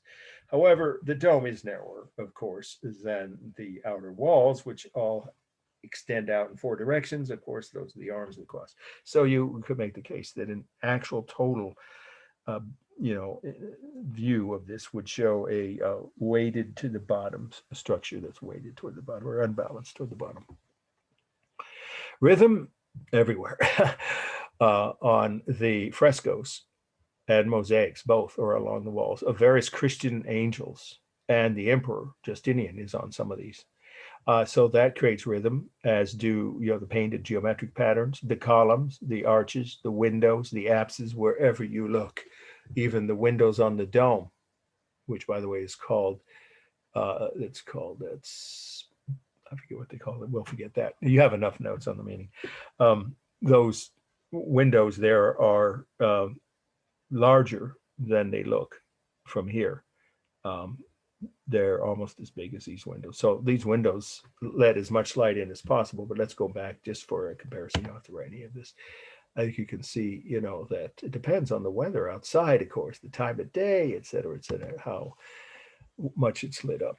All right, and then we have the stable walls themselves, the columns individually each are stable, but mostly it's dynamic. Obviously the dome is, the apses, all the apses, the bigger and smaller ones, and all the windows and arches along the walls. So it's both really. The largest mass is the dome, and then it would be the tallest apses, because there's more than one of these, right?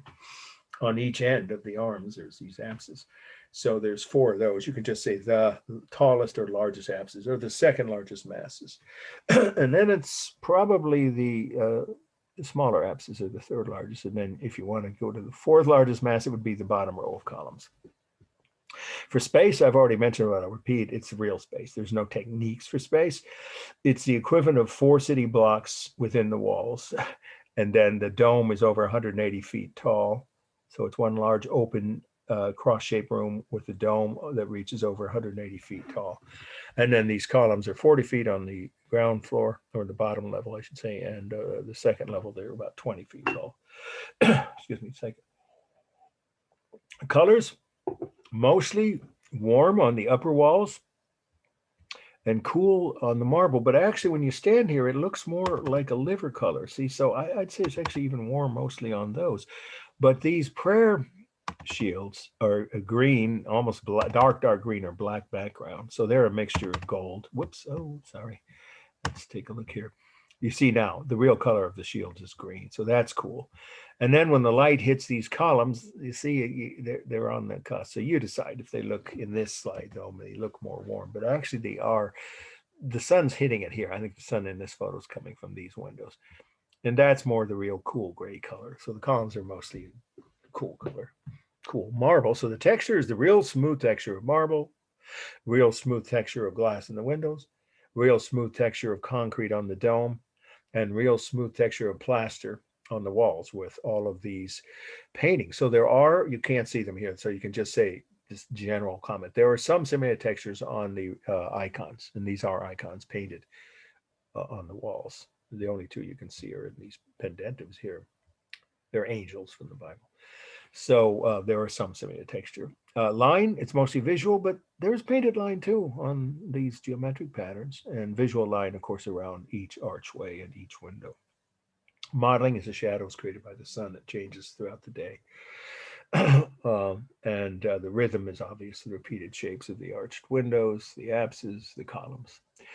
Okay, I think we've finished just about. Did I miss anything? Let's see. Color, texture, modeling, balance, rhythm. Yeah, I think I covered everything. Yeah. Okay, so I'm going to stick around to answer. Oh, wait a minute. I promised you I'd show you. Yeah, this will be the last thing we do. Let's stop share now. Okay.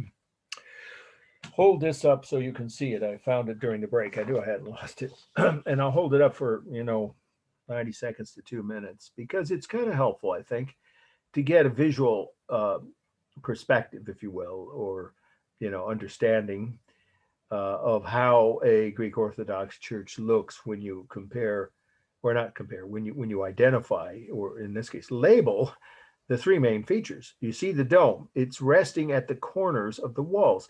You might think, what's the big deal with that? Oh, it's much stronger method of support than a drum supporting a dome. A dome resting on a drum, like the Romans did, that's all they knew how to do. They invented that technique, of course.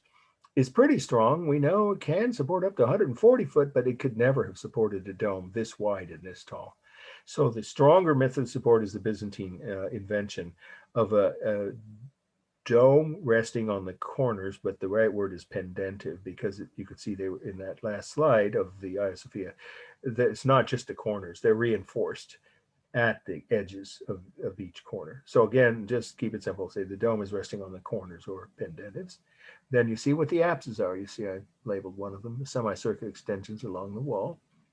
And then the overall shape is the Greek cross floor plan that I've been referring to, where the arms of the cross are equal length. Now, I know it's not perfect. The one at the top is a little bit uneven there, but I had to work on this for about 3 different versions before I got as close as this.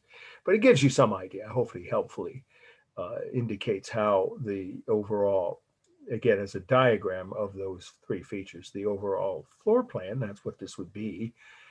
Architects, of course, do much more detailed versions of this whenever they design a new building.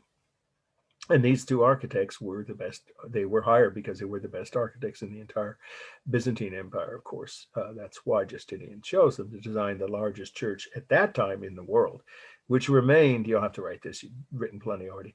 It remained the largest church, I believe, of any religious, house of worship, of any religion for about 1,000 years until St. Peter's in Rome. And that's still the largest church in the world today. Not the largest house of worship. I think there's a mosque somewhere in the Middle East that's even bigger. But this was the largest church, and I believe, period, house of worship in the world for over 1,000 years. And it couldn't have been done without that large, without this system of these three features. Okay, that's plenty. All right. For you guys, thank you for your persistence. I really do appreciate that, not giving up on it. Those who did, I can't blame them, but they'll see this, of course, entire lecture posted as anybody else can for review by 8 p.m. on Friday. And in the meantime, we're finishing early. So now it's up to you how many questions you might have. Remember, your papers aren't due for a while now, 3.5, 4 weeks, I think. So you have some time, but by next week, I would, if I were you, because, we've got obviously other deadlines, and then there's not long after the papers are due. We're going to, get the final comes up in 2 weeks after Thanksgiving, just about exactly. So we want to I don't want to see anyone back yourself into a corner. So if you're one of those few people who didn't finish your second paper, please try to get it in the next week before the next class would be helpful. And I can get it back to you graded by then if I get it by the beginning of the weekend, by Friday or Saturday. Any questions about anything we covered tonight, or about extra credit, or about papers, grades, or anything else? Any questions from anybody? Now's the time to ask. Anybody? I'll give you a couple minutes to just give it some thought. As far as the quizzes or the midterms, when are we hearing about those? Oh yeah, right. Important. I meant to say that, but I was so, sidetracked by the technical glitches at the beginning and the late start. Thank you. This is important for everyone in this section, the online version of ART 2.1. Remember, I gave midterms to both the in-person class, the exact same test, of course, to your class online, and they were both open book, the in-person class. Those tests, I did say this, so I probably should have said it more forcefully, more clearly, forthrightly, whatever, at the start. I lost 6 days of teaching. I couldn't do anything between, 5.5, because my computer crashed on Tuesday. This laptop does not have stored in it all my documents, including student papers. I store those on my mainframe, but people don't call it that anymore, right? Desktop, tabletop, whatever, my main computer, which has a lot more storage in it. And that is where I have all my documents, all my files, and all my student papers stored for like 6 months after the class ends. I keep those in case there's a question. So I didn't even get to them. I just got those email to answer your question late last night, midnight, I think it was, because I had to pay someone willing to come to my house to fix my computer. Luckily it was, otherwise I'd have lost files and had asked you guys to resubmit them. So the good news that I have all the papers. They've been forwarded, but that person isn't going to get started till whatever day this week. So I'm telling you, probably 2 weeks from tonight, you'll have those, but we might be able to get them. I might be able to get them back. No worries. I don't believe in giving a 3 or 4 or 5, 6, whatever, a certain subcategory of students a special kind of advantage and say, okay, I graded these exams, but my reader, each class I have one reader, right? Didn't get to, for the reason I just mentioned, or any other reason, grading for another week. So why would some people get their grades before others? I want to be equitable. Okay, that's the new word, right? The catchphrase. So I will return all the grades in one sitting when I get them back from the reader who hasn't even probably looked at them yet, because I sent it at midnight. So I'm sure she's a full-time student too, and working like most of you guys. So she'll probably start grading them over the weekend. So I I'm almost sure I won't get them back from her by Monday. So let's say 2 weeks from tonight, you should be able to get your, well, sooner because it's an online class. So probably by the end of next week, I can forward you your grades. And Okay. yeah. And of course you'll get a commentary, like if you got an A, there's not much to say. Congratulations, you got an A, an exact number of points. But if you missed a few things, even a B or something, I'll explain what you missed. Okay. Like I did with the, well, actually, I haven't done that with this class, with the other class that did the online test. And those will be sent to you by email. And I will then also make sure you know the next class when we meet. If you didn't happen to notice in your inbox, you should see your grade for that midterm, for the midterm from this class. I mean, for everybody, I think that turned it in. Now, there's one or two people who missed the midterm and they have some extenuating circumstances that I didn't make up the rules. They have to verify with me in writing that they had a family or medical emergency. Not my rules, that's the college rules. Those few people will have to do a makeup, and it won't be any easier than the exam was. But that's not very many people in each class, maybe 2 or 3. So anyone who took the exam and submitted it, you'll get your grades no later than 2 weeks from tonight. But I'm going to say probably emailed to you several days earlier. I would think by a week from Thursday or Friday, probably. Okay. All right. Sorry it's not sooner. It would have been if I hadn't lost, I had no functioning, files and access. Everything had to be restored. I'm not worried. I was just curious. Sure, of course. Absolutely. Every student has a right to find out when are you going to get your grades. See, I used to make a commitment in all my classes when they were in person. I could keep this commitment that I would get the papers and exams back in time to return them 2 weeks from the night they were due. But that isn't as feasible as it once was. You might think it's easier because the online stuff, right? I don't have to meet with anybody, but not in my case, because the readers would come to me on campus and I'd hand them the exams, and they were taking classes on campus so they could get them back to me in less than 2 weeks. But that just isn't the case now. So I usually tell my students, I can't promise you exactly, but 3 weeks is at the outside of which the most it would take. And that will be if you somehow, I don't see why you won't get them by email, the actual grade and the explanation if you missed anything, if what you missed. Less than 3 weeks from the day you complete them, but it won't be by next Monday. I don't think. It'll probably be sometime that following 5 days. Okay. Any other questions? Now's the time to ask about anything relating to grades, your papers. Topics we covered tonight are extra credit. Nobody's come close to even getting half of the total. I think some people have 25 points, but you remember it's up to 60 now. That's the maximum you can earn, and that's an increase of 10 points from what I said to everyone at the beginning of the semester.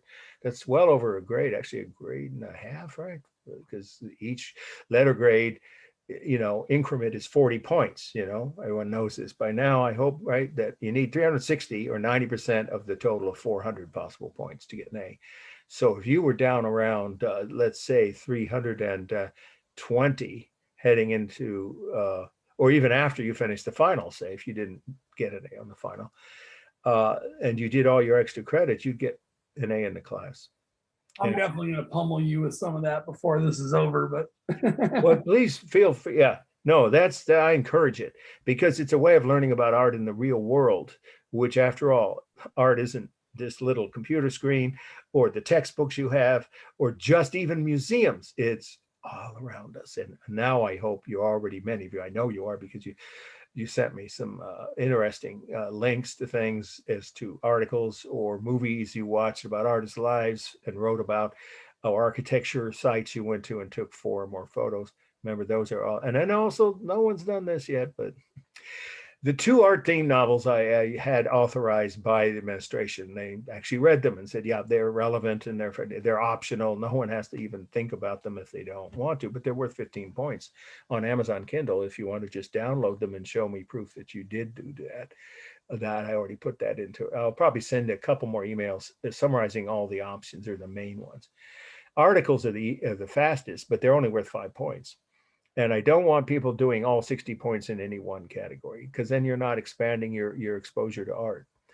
Anybody remember when the mayor of Portland ran about, no, you wouldn't. There's a poster on many dorm walls when I was in grad school, would that be in the late 80s, of the then mayor of Portland in a trench coat in the rain naked. You don't see his naked body because you see him from the back with a rain hat on, saying, "Expose yourself to art," standing in front of a public square with a sculpture. He got arrested making that poster, the mayor of Portland. But he was trying to encourage people to look at artwork in the real world around them in the city of Portland. It's a true story. I think that poster is still available in some online shops like Amazon. Anyway, don't expose yourself to art like that. Not that way, but in any extra credit option, whether it's downloading either one or both my novels, is 15 points, or going to an architecture site, you can do that twice each option. We're 10 points each time you give me 4 or more photos, color of course, in a PDF of any architecture site. And of course, for a movie, you can watch about the life of an artist and write 2 pages of what you learned about that artist. You can do that twice. And then there's, of course, museum visits where you show me proof you attended during this semester. It needs to not be before class started. At least 2 museums. That's another 10 points each time. And then the articles each are worth 5. Okay, I think we've covered all the main topics. But anybody has any other questions? I'm still here and we'll answer them as best I can. If you want to, you can email me, of course, anytime between now and next Monday with the questions that you didn't think of. Anybody else? Anybody else have questions that you want me to answer or need an answer to? Give you a few seconds to give that some thought before I sign off. Okay, one more chance for anybody who still has any more urgent questions that they'd like answered at this point in time.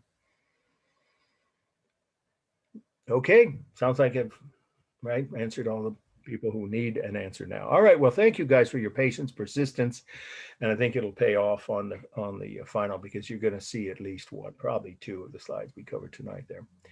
And if you joined us late, remember it'll be posted, as all my lectures are, by 8 p.m. or a little earlier, but certainly after 8 p.m. on Friday. You can look that on my YouTube channel.